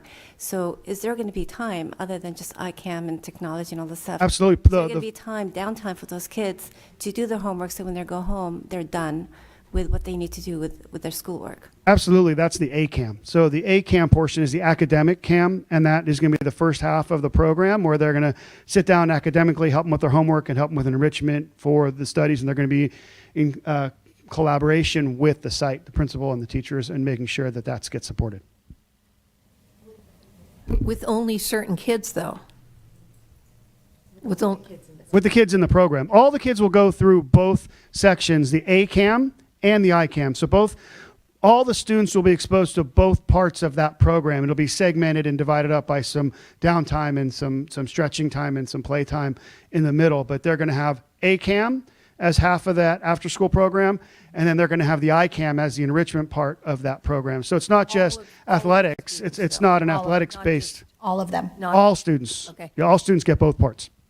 And the other thing was, will we still have our teachers involved in the program after school? Yes, 100%.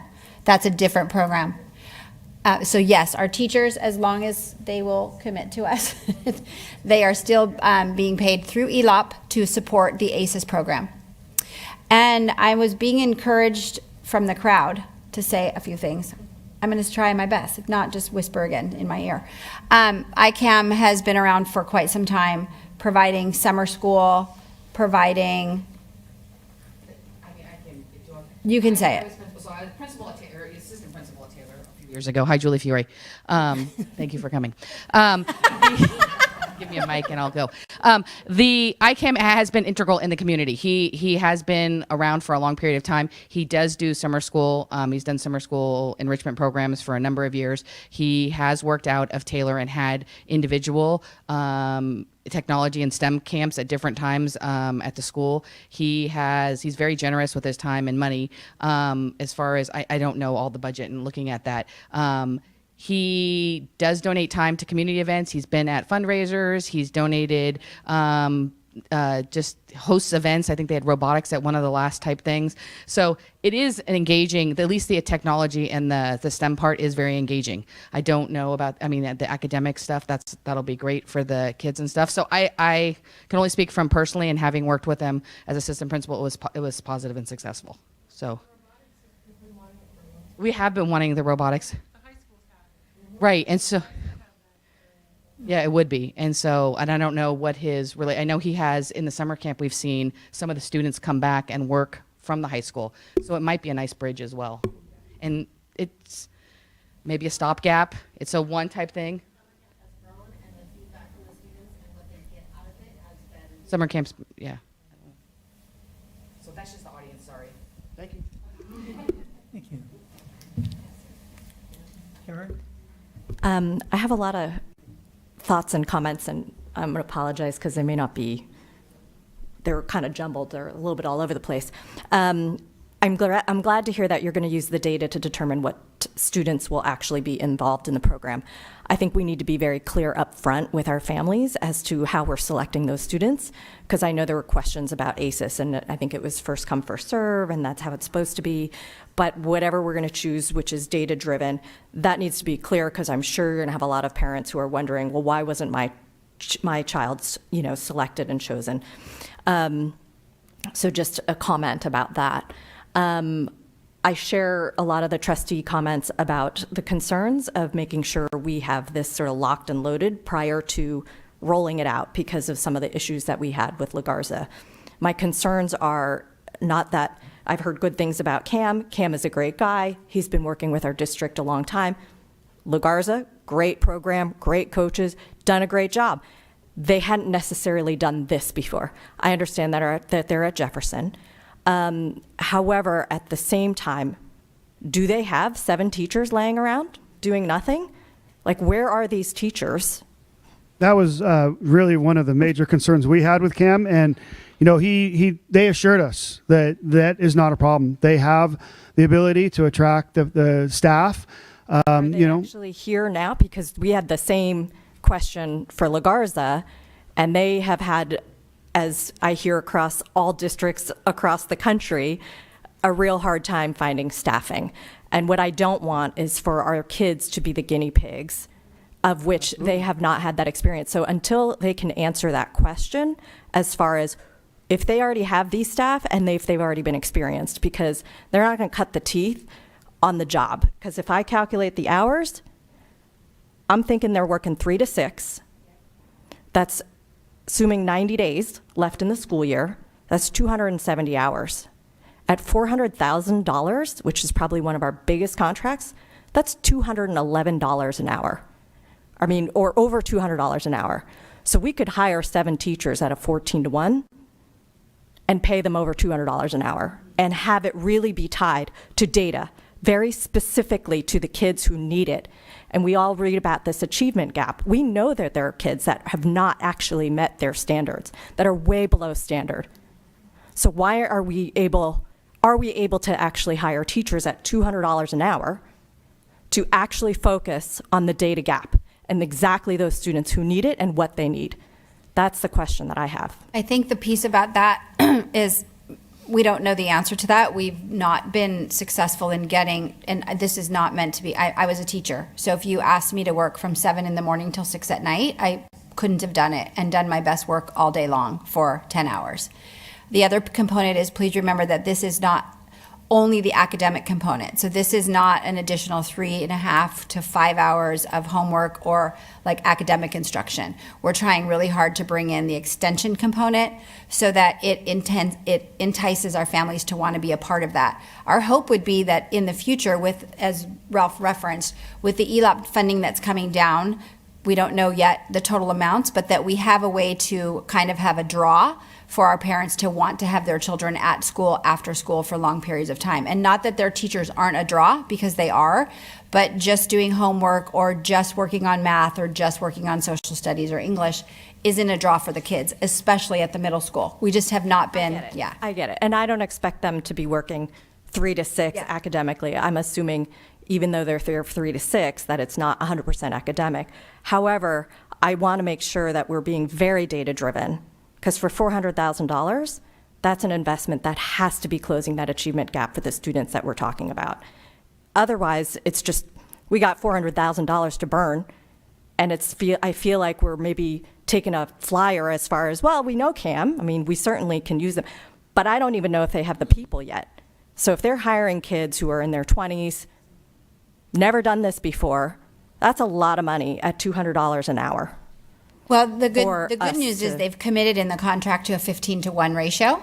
And again, this not being a grant, if they don't make their commitment, then they no longer have the contract.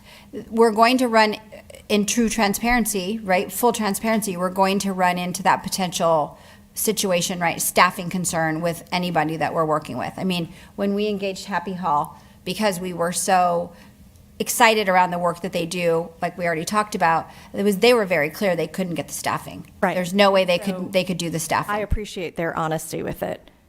LaGarza was not totally forthcoming. They were like, we'll get them and we'll train them. And they had great experiencing with bringing in new coaches, and their culture is fantastic, but it's still hard.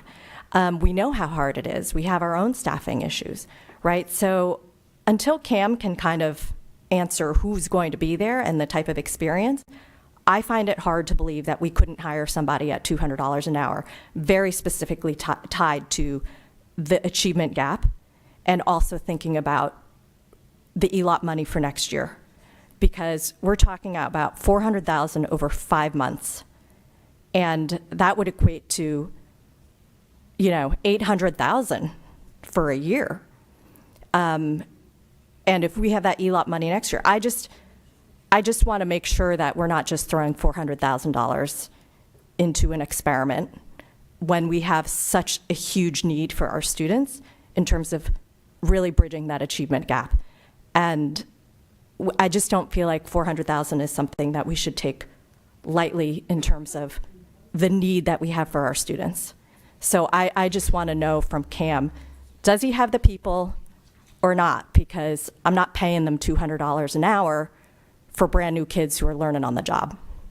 So before we got to this point in the agreement, they were already inquiring about after-school programs. So they already had the staffing and the preparation and the plans to bring after-school programs throughout the district. So when we brought this proposal, that stopped, and so that staffing got diverted to this project. So they were planning starting in January, they wanted to come to the schools with after-school programs and rent space. So Terry and I saw the opportunity to divert that. Instead of charging families to come and be a part of this program where their staffing was already in place and they had this going, we decided to ask them if they would be a partner with us in the ELOP. And so they diverted that staffing that they had planned for these programs that they were going to charge families for to this. And so we're going to have families that are going to be able to take advantage of this program free of cost. And it's not going to be for every student. Those students are heavily involved in sports that can't be there 3 or 4 days a week. They're not going to be invited to this, because this is for the students that don't have any other opportunities and after school care and enrichment and support. So that's what we're focusing this on. And we felt it was an equity piece to bring this and pay for this out of the money that would be gone in June.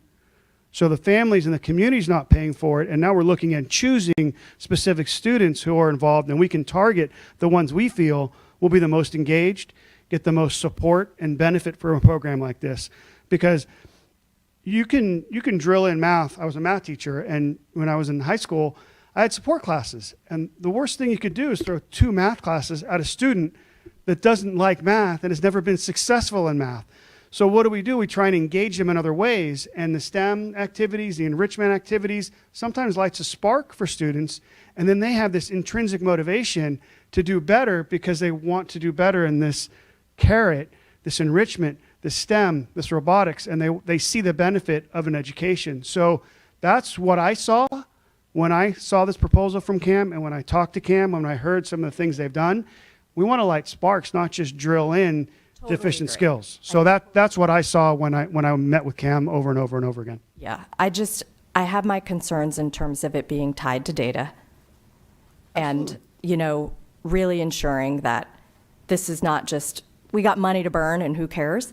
Because, like I said, the need is great. And what was I going to say about the sparks? Yeah, I get that. I lost my train of thought. But anyway, that really is it in terms of like ensuring that this has real impact for our students, and that we're incredibly thoughtful about the way that's done. If he's got the people, and he has that, I guess at what point do we sort of make sure that there's the support and that it's tied with Lomita and Taylor's like actual, goals and our LCAP goals or whatever that will meet those sort of expectations, and at what point can we pull the plug if it's not being, and what's our plan B if we do decide to pull the plug? Those are my main questions. Those are great concerns. I totally agree. And I think Terry's done a great job with collecting the data and organizing the data. And you're going to get a presentation about the data soon, I think. But I think that she's done a great job when she came aboard with that. And I think that's a great starting point that we can look at. And we can use that data and we can track improvement with some of the tools and some of the reports that Terry's put together. I think the other thing, too, that we were purposeful about in this is somebody who could kind of add to whatever Lomita makes a decision to do with the money that was raised by PCBA, which has a math and sort of technology focus. So this robotics STEM piece is sort of an opportunity to light that fire and then look at where we can go with providing that additional support in that math arena, that technology arena for the children. We have the additional $56,000 that's been raised by PCBA to intensify that work. And there's no time limit on that. That money doesn't have an end date. So we're just looking at ways to do multiple things with the dollars. And of course, from an academic standpoint, they're 100% agreed that data has to be our starting point, our middle point, and our ending point. What we won't be able to necessarily quantify is the excitement other than attendance and what the kids are producing around the ICAM piece, because that will be, obviously there are data points, but not necessarily like that have outcome orients and like how they're doing in each subject matter. Certainly can comparing it to kids that are in the ICAM piece, like are their math skills improving, those types of things. So how we identify the students, and if not, because from January, because right now we're in January, so if we haven't identified the students and we're going to go through the process, how long would that take? And by the time the program kicks in, it's probably end of January. So again, I'm not against ICAM, because when we heard that we're gonna bring in La Garza, why did we bring La Garza for the elementary school PEs? Because the kids loved La Garza. And so when we heard that La Garza does after school program, we're like, yeah, great. It's an attractive thing for the kids that want to be a part of. And ICAM, I have nothing against ICAM. They've been around Millbrae. I've seen them do many things. But that, like La Garza, like my son did La Garza for years and loved it, very positive experience. But when it became an after-school program, it wasn't as a positive experience for the kids at Lomita Park. So again, when we have to make the decisions, we got to make decisions what's best for our kids. And I don't want to, it's not about the money, it's about failing our students and our families. And then the last thing I want in a month from now saying, what is this going on? Why did you approve this? And why didn't you do your research? So that's our concern over here when we are talking about this. Totally understand. And we took that job very seriously. Terry and I, we talked a lot about what the program needed to be. We met with Cam several times. We met with his team several times. Terry has already identified students. There's a list of students that she got from both administrations. So it's a Google sheet, and there are probably, 60, 70 names? More than that? Almost 100 names on that list. Or 100 names at Taylor? Or both combined. Combined. So, but do we, I mean, I can't envision having La Garza and ICAM at Lamita Park. How is that space-wise, classrooms? We looked at the portables for the ICAM and for ACAM and ICAM for the CAM program. So I talked to Scott Carson about it, and he says he has space in after-school programs and the portables is one location. But we talked about that with Lamita Park as well, and Scott was in favor of it, and he says he'll make room for it. The other piece is a reminder that our ACES program has a capacity of 100 children, and we have many kids that are on the waiting list to be in ACES, which have also been identified on our list for ICAM. To Trustee Musa's question though, we have not communicated this with families at this point because we were not going to get out in front of the board and you're making a decision tonight. So all of background work has been done and we're prepared to move forward very, very quickly. But of course, we wouldn't want to communicate that out until we knew if we had a program to communicate out about. Just to reiterate, I see it being a win-win at Taylor. I just see it working beautifully. I can't see the structure. You're going to have a group of kids going out to a portable. Obviously, safety is number one, and we don't want to mess around with kids being safe, going all over the place with different people, the stability of the staff. In the past, we've had presentations from providers to come out and give us an idea of how you see this working. Would we entertain a little bit more discussion on this, or before we take a vote? Or I don't know how the rest of the trustees feel, but I would really like to see a presentation from ICAM, if that's possible.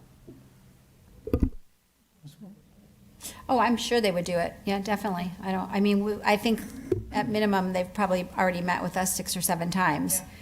This has not been from the perspective of like a deep dive. They've been very, very focused on the changing desires of what we needed, the amount of children that they could serve, the price tag that came with it. Initially, we said absolutely not.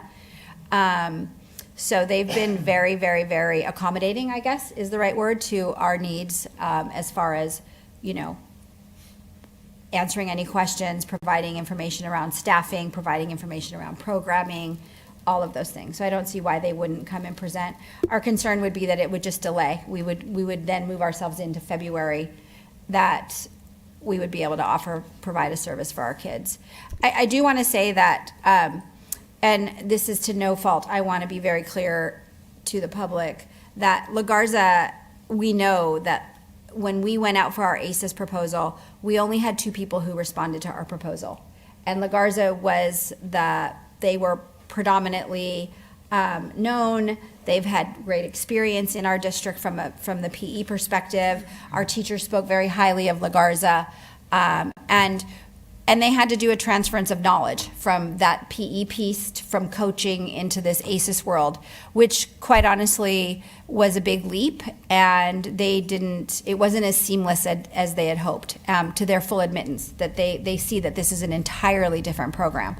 We don't feel that structure we feel very differently about ICAM. This is the work that CAM does regularly. He provides he and his team provide this service, whether it be in summer or after school or intersession time, all year round to the children in Millbrae. So it's really, for us, it's just a transference of who's paying the bill. Rather than asking our parents to pay, it's now we're paying. And so do we think that it's going to be perfect? No, absolutely not. Do we think there'll be a few bumps? Absolutely. I think to Trustee Ferrario's point, there can't be any crossover between kids who are in ICAM and kids who are in ACES. There has to be very clear delineation about who enters where and who exits where. Those will be all the details that will be looked at once we know exactly how many children will be there. We do know unequivocally, based on the list, I think it's well over 100 students, that there is a definitive need at both of the schools. And so we don't look at this like, oh, well, it's ELAP dollars, and if we don't, we're just going to throw it to the wind and hope something sticks. This has been in the works for a long time entertaining many partners to try to bring them along. But unfortunately, staffing is an issue for many, many people, and they just weren't in a position to be able to take this on. So the answer is yes, ICAM, we can certainly have Cam and his team come out to present. The result of that would be a delay in getting this service to our kids. Well, I think I agree with Trustee Ferrario. I think a presentation from them, I like to get a schedule of what they're planning to do, especially at Lamita Park. That's my biggest concern. Two, while we're doing this, while they come back, I think the principals can still continue making a list of the students that are in need of this program. We're not saying no, but before we make a decision, we want to make sure that we get inputs from our teachers. And again, I'm not concerned about Taylor as much because the kids are older. The program would be perfect fit for them. But my concern is always Lamita Park, that the kids over there and the schedule and what's going on.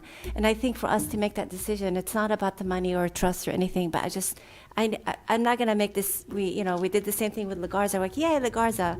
But then it was it wasn't up to expectation. And I'd like to take the first extra step to make sure that we approve it with confidence.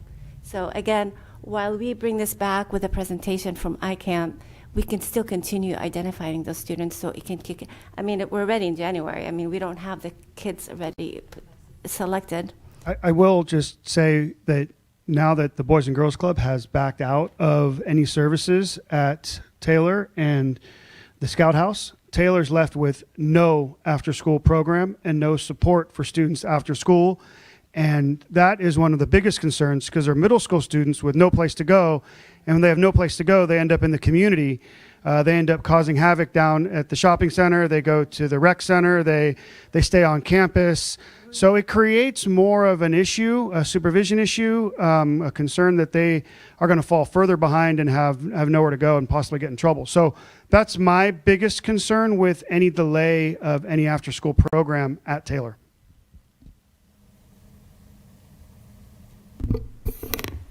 That's a really good point. Because you have Ms. Lotnich here. She can speak to that a little more I understand that need. If you want to hear from the principal, I mean, she can come up and speak to that need and her thoughts on CAM and her experience with CAM. Before Ms. Latnish speaks, I just want to make sure to reiterate for the boards that we didn't wait intentionally to bring this to you tonight. This has been a long time in the making. We've gone back and forth with CAM for about 3 months. Yes. And again, we worked really, really hard to engage other partners. Sorry, Trustee Musa, I feel like my back is always to you. We worked really hard to engage other partners to get a lot of really robust proposals. And we just were not able to do that. And it has nothing, it's not like, oh, we don't want to work with Millbrae. I mean, Boys and Girls Club has had a fascinating and fantastic long-standing relationship with Millbrae. It's just they no longer are working here. And so that is the reason that we're bringing it tonight, is as a result of just trying to get every single detail ironed out before we be able to bring it here this evening. So to hear from Erin, or Ms. Latnich, I'm sorry. I'm just going to piggyback on that. We started this process of looking for someone to fill in for Taylor last May. As soon as we found out that Boys and Girls Club would be leaving, we reached out to everyone that we could. Terry and I were working closely with multiple people from the district office. That led to bringing in Ralph with endless conversations. We had little leads here and there that never came to fruition, and Cam was the one that came through for us, and he's been consistent through the summer months, through the support, through all his efforts on campus. And the interactions with the students have been phenomenal, positive and engaging. The students want to come back. And our greatest concern at Taylor is, for now, this year, Boys and Girls Club was only taking 7th and 8th graders with siblings, and they left out our 6th graders for whatever purpose they had. And that limited to, I think, 30 students for the Boys and Girls Club. Now those 30 students are left without care at this point. We know that CAM is a safe place with engaging lessons and activities for the students, and we can reach more students at Taylor. Truly, when it comes down to the interaction from the district office to our sites, being Mr. Carson and myself, the details of where the students are going to go and how the interaction is going to be to keep them safe, and at Lomita Park, the difference between ACES and CAM, I'm 100% confident that between our staff, administration, and district office, that won't be a concern. Our efforts are always going to be what's in the best interest of those students and how to keep them safe. So those details, we have a great relationship with the district office staff, and CAM has always been really accommodating. When I worked with them over the summer for the last 2 years, when Miss Fiore has worked with them, they've been really a tremendous team to work with. So I'm going to root for CAM for them to bring, just for the support that we'd have at Taylor and the confidence that I know that we work, Mr. Carson, myself, and the district office will work really closely with them, knowing that they're going to do a great job. Maggie? Again, my concern is about Taylor. I agree with you 100%. This is not, I'm not questioning that. What I would love to hear from Lomita Park teachers and how they feel about it. So, before they do, can I just? It's on your, Oh, it's on here. Thank you. So as we said, we do have a list of over 100 students already prepared. We know that anytime you have an event and you invite people, there's always going to be some who turn that down. And I will tell you that there are students on that list that are currently enrolled in ACES. So it could potentially be that some of the students in the ACES program may, with consulting our teachers, was hoping to set that meeting up soon, but with our weather coming, we'll probably have to do that next week. But Mr. Carson and myself have already, started looking at this list. We can get teacher input, and yes, some of those students in ACES may end up going into the other program because it's a better fit for them. But we also have a waiting list for ACES. So if a student leaves the ACES program and goes into the other program, that would open up a spot in ACES for another student. But we are basing it on multiple data points of our neediest students. And we know who they are. So to delay, intervention for those students really is a shame, because here they are, we know who they are. Let's get going, right? We want to service them as quickly as we can.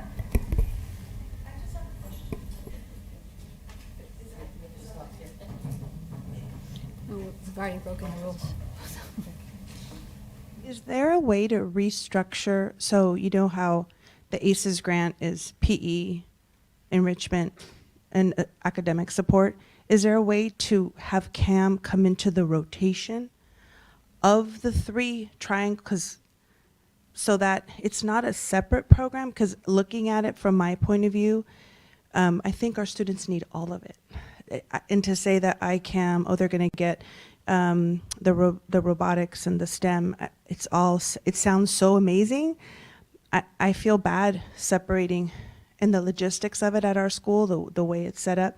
Is there a way to rotate them in and include them in that and create a system, In an ideal world, yes, but logistically, mixing two programs and responsibilities, it just gets too convoluted, and I would not recommend doing it that way. But I understand what you're saying, and I think through careful discussions and thoughtful decisions, I think we can make sure that the students are getting the best fit. But I don't think that the two programs would work together well, because they have their own separate plans and separate staff it's just too much to sort out at this date. We could entertain moving this forward for Taylor and delaying the implementation at Lomita Park a week or a couple weeks, just to see how it's going at Taylor, because they have the immediate need. And then, you can have a presentation from CAM on the 17th, and then we could see how we could bring that into Lomita Park. I'll just throw that as an option. I'm a math person, logical thinker, and I know that Mr. Radinsky appreciates that, but a problem solver at the same time. I like that idea, Ralph. I really do, because I really don't want to take anything away from Taylor, because I know this is a need, and those kiddos deserve to have that as well. And if you've been working on this since last May, it's well overdue. I'm just sad that we didn't have any extra for Lamita Park going forward, if, we came to the second half of the year. That's just my concern. I think Carolina's point is well taken. I can see the consistency and children going from one area to another. It would just, the connectiveness would be much more beneficial. I understand that you can't, mix the two groups, and that worries me in and of itself. So Trustee Ferrario, if I may, on that piece, we actually had that very lengthy conversation around this exact thing, was we have what we believe now is becoming a robust opportunity in ACES with the needs. We have now music, we'll have arts and crafts, we have homework time, there's PE, there's some free play. It really will become a dynamic. We thought, well, if we add ICAM to the mix, how fantastic. Kids could have robotics. However, it's not that it's not a fantastic idea, and we would love to do that, but the grant for ACES will not allow for it. Mixing the kids has nothing to do with like our data points or the children themselves, but the ACES grant, we jeopardize losing the ACES grant if we don't have 80% attendance 100% of the day in the ACES program. So what we could certainly do is have a conversation with Cam for Lamita to say that could become an additional part of ACES. We would be paying him out of ELOP, but we wouldn't be able to have any more children added than who are currently there, because it maxes at 100 kids. Does that make sense? Like, the grant won't allow for more than 100 kids. So in our conversations, we thought, well, we could still bring them. Lamita Park was our specific conversation around the fact there was a waiting list for ACES. We want to serve as many kids as possible. Yes, it would be great to interweave his services into that existing program, but it would limit the amount of kids who could have exposure. That was our concern. Thank you. I think it's worth a conversation, and I definitely vote to have Taylor serviced ASAP. And then have a little bit more of a conversation on the 17th. If that, I'm just speaking. And not to shortchange Lamita Park, but we could start really small at Lamita Park and go one class at a time. So we can engage with 15 students, one classroom, and we don't have to go with 50 students potentially, but we can start small and expand from there at Lamita Park as well. I mean, maybe, and this can be a conversation for the 17th, but maybe at Lamita Park, it's just the robotics piece. And we have more openings at Taylor. It sounds as though we could potentially fill those openings at Taylor. So I think there's lots of opportunities. If we start with Taylor and we see how many positions we can fill, that will give us kind of an opportunity to have a more precise conversation around Lamita Park. So what is the desire of the board? Should we amend this? If in order to vote on it as approving it for just Taylor, you would just amend it, take a motion to amend it, approve the amendment, and then you would approve the amended motion, the amended contract. Does that sound acceptable to folks? Okay. Can I have a motion to amend the agreement? So moved. Lynn Ferrario, second. Second. Frank Barbaro. Any discussion further? Okay, if not, all those in favor? Oh, sorry. I just wanted to kind of just not lose the thought that we have another opportunity next year. There's ELOP dollars next year. And, if CAM is a wild success, fantastic. But what I don't want to lose the thought on, and I know we have this as a potential future agenda item, is really thinking about this achievement gap for our kids. Because at the end of the day, it's great to have a safe place for the kids to go after school, but I want to make sure that we are very data-driven and being very thoughtful with the amount of dollars that we have available to really focus on getting our kids caught up, whether it's from the pandemic or not. We have kids at Lamita Park that cross all the way and carry all the way over through Taylor that they're 2 grades behind. And we have a wonderful opportunity with these one-time dollars that I want to make sure we are very thoughtful going forward about how we use those dollars, because $400,000 goes a long way. And happy to know that you guys spent a lot of time on it and to recognize that. And I think that CAM is a known entity. So, but I just don't want to lose that thought because we have another bite at the apple for next year. And I would love for us to be more thoughtful about how we bridge that gap and make it very data driven. And, I'm sorry, just with that comment and not approving it from Alameda Park, I think is contradictory.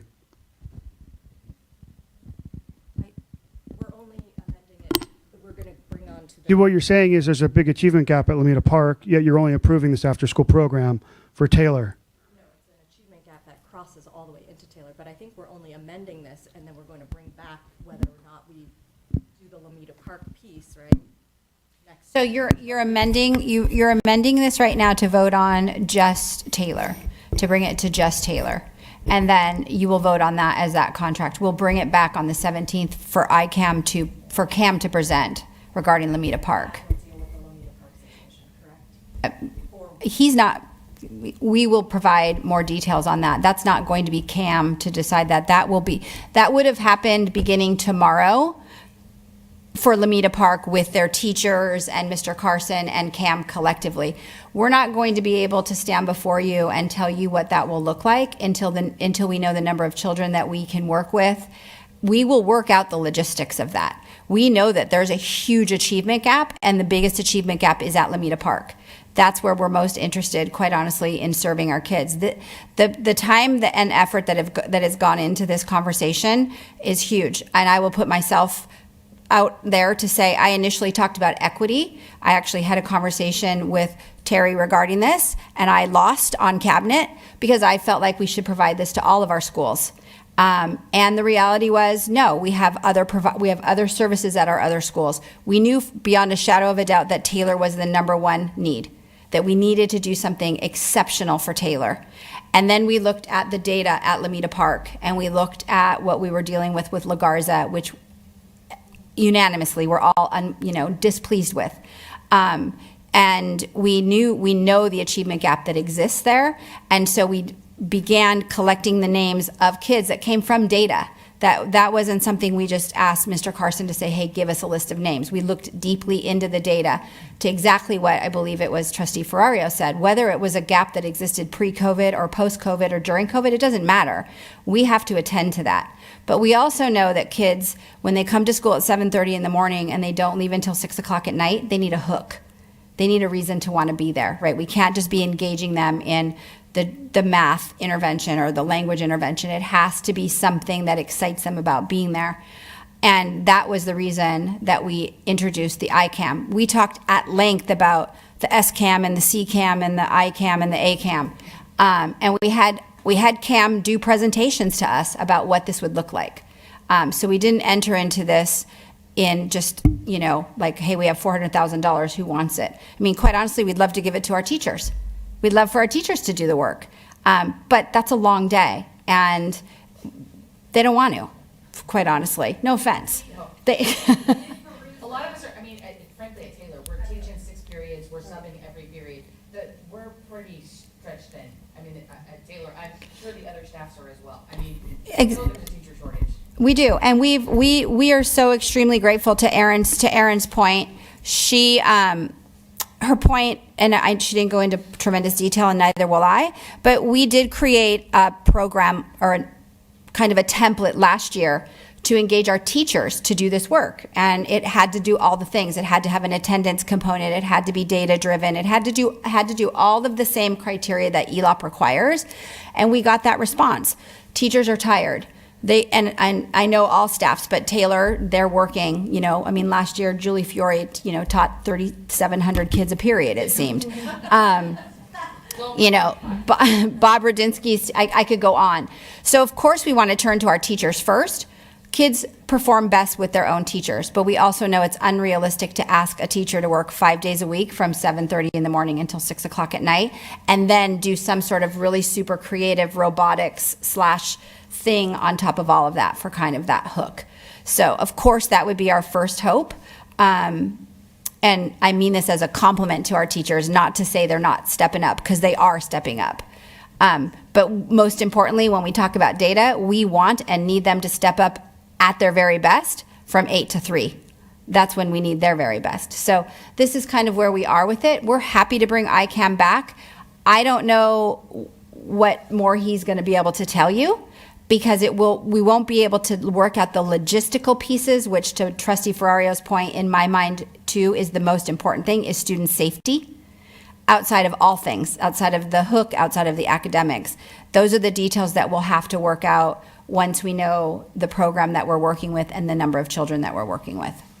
But I just want to assure the board that we did not take this lightly, and we've looked very deeply at the data. And a big thank you to our principals, who I know have worked with their staffs to get these names and to look at the data, and to Jeff for helping us pull the data and find the data from the county in order to get these lists that are actually meaningful. Can I just, the amendment wasn't to eliminate Lamita Park. No, I get that. I mean, please, that was not where I was coming from at all. And it sounds like we're eliminating Lamita Park at this point by saying start with Taylor. Okay, just, can I say something? ICAM is a well-known program in Millbrae, just like La Garza was. So I don't know what our dollars ELOP money is going to be next year, but I don't think that money will be able to cover. What if you have other schools say, well, we want ICAM too after school, and we want the district to pay for it? So that's the decision that we'd have to come and say, are we willing to spend the money out of pocket to provide it for the other schools? That's the reason we have La Garza for schools at elementary, because the PTAs was funding La Garza after school program, and other schools wanted it but couldn't afford it. So again, it's the logistics, and then I do appreciate you guys been working on this since May, but it would have been nice to engage us in a conversation to kind of, so we can start thinking about this. And unfortunately, I start reading the packet yesterday, so I didn't have too much time to think about it. But again, for the future, again, we have to for us, we have to make the decision. And for us, when we make the decision, it's something that we have to live with, right? And so moving forward, we're thinking about the future. And ICAM is a very well-known program, but for us, Lamita Park is huge, because we want to make sure they're set up on the right track for success, so the kids, when they go to Taylor, they're ready to go. So again, Taylor, I can see ICAM working wonderfully, and I hope it does, and good luck. But I said just a couple of more weeks is not going to really make too much difference. Sorry, guys. So if I could chime in, I think getting the program started at Taylor is a great idea, but I'd like to have an idea of when we might be able to make a decision to extend the program to Lamita. I don't want it to hang out there. So we're going to have a presentation. We're going to test the waters at Taylor. And then at what point are we going to come back together and say yes or no to Lamita? So we have no, to Trustee Ferrario's point, we don't anticipate removing Lamita from this equation at all. We will bring CAM back January 17th to do a presentation, and that will also have given a week or so with the work at Taylor. So there's some, there's not a lot of data, but there's some information that I think will be a little bit helpful. And because all of the background work essentially has been done, with the exception of looking at like the precise rotation of children, which we'll do when we know the numbers, we would be able to implement that probably within a week after that presentation if the board approves it. Yeah. So we're going to vote on the 17th? We have a presentation, we vote after the presentation? Yeah, we'll make it an action item. So it would be there would be a discussion action with a presentation. That works for everyone. Yeah. You're not amending the contract, you're just approving it for Taylor only. For right now, we're bringing it back for Lamita Park. They're not bringing on 100 students starting January 12th. So money back? We're only going to be invoiced for the number of students that are in the program. So every month when we get an invoice, we're only going to be invoiced the number of students that are actually participating in the program. We're not committing to the 394,000 to give them. That's the ceiling of max that it's allowable with the monies that we have. So if there's only 50 students, we're going to be invoiced for the 50 students. Got it. Okay. Okay, so the amendment also includes what we discussed here regarding Lamita, correct? Will it Debbie, can you? Yes, can you, President Fama, can you give me just 1 minute, and then I can tell you, I can share the best way.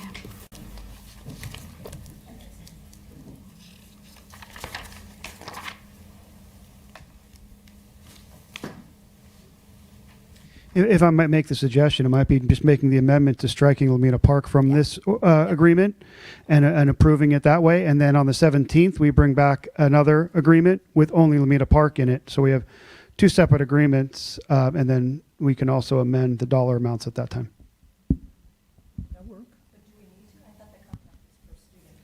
Well, we would have a max amount for the invoicing, and so it is per student invoicing. So you're right. We don't necessarily have to.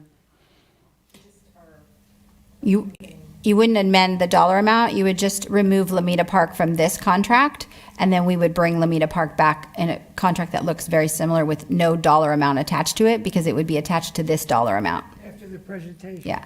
And a reminder that the dollar amount that you're seeing, the $394,000, that is if we had 100 students 100% of the time. So we're being billed per student. So if we only end up with 50 students, it'll be half this total amount. Yes. Yes. So I think Trustee Ferrario, her amendment would stand. She's just amending this contract to approve for Taylor. I think I heard you say that. Did I? I did. Yes, I did. and that's I just perfect. wanted to make sure that it didn't eliminate Absolutely not. Nope. their section of Nope. serving their students. 100% not. We will reserve those those spaces for Lamita Park for after the 17th. Okay. 100%. And I would also encourage Lamita Park to be involved in the presentation so that they could be, so you who back there, if you want to come to that meeting so you can hear all of this, that would be awesome. Have them weigh Okay. in. Yeah, and invite everybody. In fact, you could stay here till the 17th. Yeah. because the weather is going to be difficult to get back. Provide sleeping bags. Okay, so President Fama, you have a motion to amend this contract to include Taylor Middle School only. You'll need a second. Do you have a second? Second. Second, Frank Barbaro. Any more discussion? If not, all those in favor? It will be a roll call because Oh, it's an roll action. call. I'm sorry. Trustee Chin. Aye. Trustee Ferrara. Aye. Trustee Barbara. Aye. Trustee Musa. Aye. Trustee Fama. Aye. Motion carries. Thank you. Good discussion. Last item before possible future agenda is approval of the revised Board of Trustees meeting schedule. Yes. We are adding a board meeting for January 9th, which is next Monday. And in order to ensure that's a regularly scheduled board meeting, we have amended the calendar that is before you. So we're just asking for approval of that calendar. Okay, have we decided on a time for that meeting? There has not been. I'll take direction from the board on that. Okay, can we discuss that now? Of course, yes. What meeting are we talking about? January 9th, when we look at the contract, Okay. yeah. Is there any preference? January 9th is. My preference is to make it earlier, but I'm open. It's a Monday, Trustee Barbaro. Yeah. can you do it? What time? I was thinking 4 o'clock. Oh, perfect. Is that, Karen, does that work for you? Okay, yeah. I'm okay. Maggie? 4 o'clock. Okay, so we're amending the, okay, great. I love it. Easy peasy. Okay, so do I have a motion to approve the amended calendar? I motion. Motion over here, second? Second.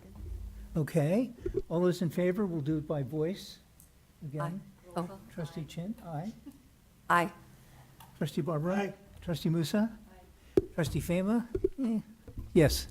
And I apologize, President Fama. I'm taking notes. I missed the second on that one.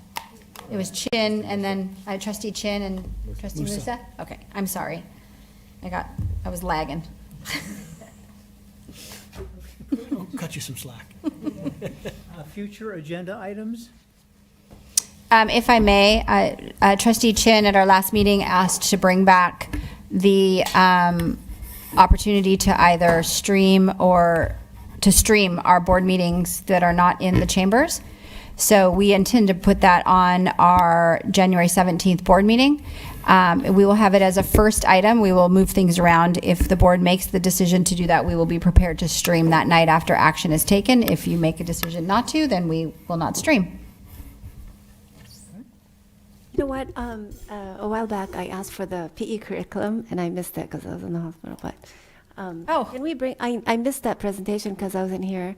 So can we bring it back for discussion, or I don't know what the? So Trustee Musa asked about the PE curriculum that was allegedly presented and approved, and there was no memory that it was actually approved. So we went back to find that in fact it wasn't approved. And I thought we did. No, The PE teachers come and present. the PE teachers did present it. You had, according to the minutes, you had some great discussion around it, but it was never brought back for formal approval.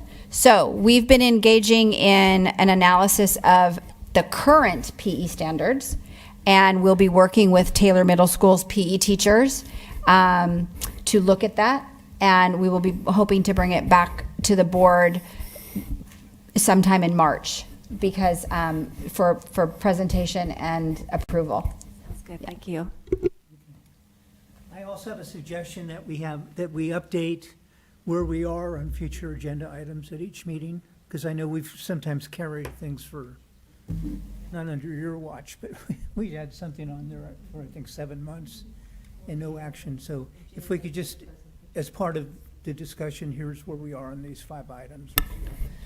So I would like to agendize a discussion, an open session discussion on board workshops. We want to do a data presentation. We also want an additional facilities presentation, which, pending the weather, would happen remember it happens on January 17th. We have that facilities board workshops that starts before, and Brian Whitmore will be here to do the walkthrough at the Taylor parking lot. So I will agendize a discussion item for board workshop discussions for the in-depth review of data and budget. The 17th will be a board workshop that starts before closed session at the Taylor parking lot. That's the walkthrough with the architect. Yeah, I believe I actually think we said we would do it at 4, between 4 and 4:30 because of the light. We want it to be light outside. Yeah. 4 o'clock is more reasonable. Yeah. Also, where are we on the on the audit? Because I think that we had delayed that from last meeting, and I thought it was supposed to be. They have a deadline, they have a deadline of January 12th, so once they submit it to us, we'll be able to present the findings to you. Okay. That will come on January 17th. Great. Finally, can we get a motion to adjourn? Second. Do we have to do voice on this? Or can we just leave? Bye-bye. Okay. Aye. Okay, good. See you all then. Aye, aye, aye.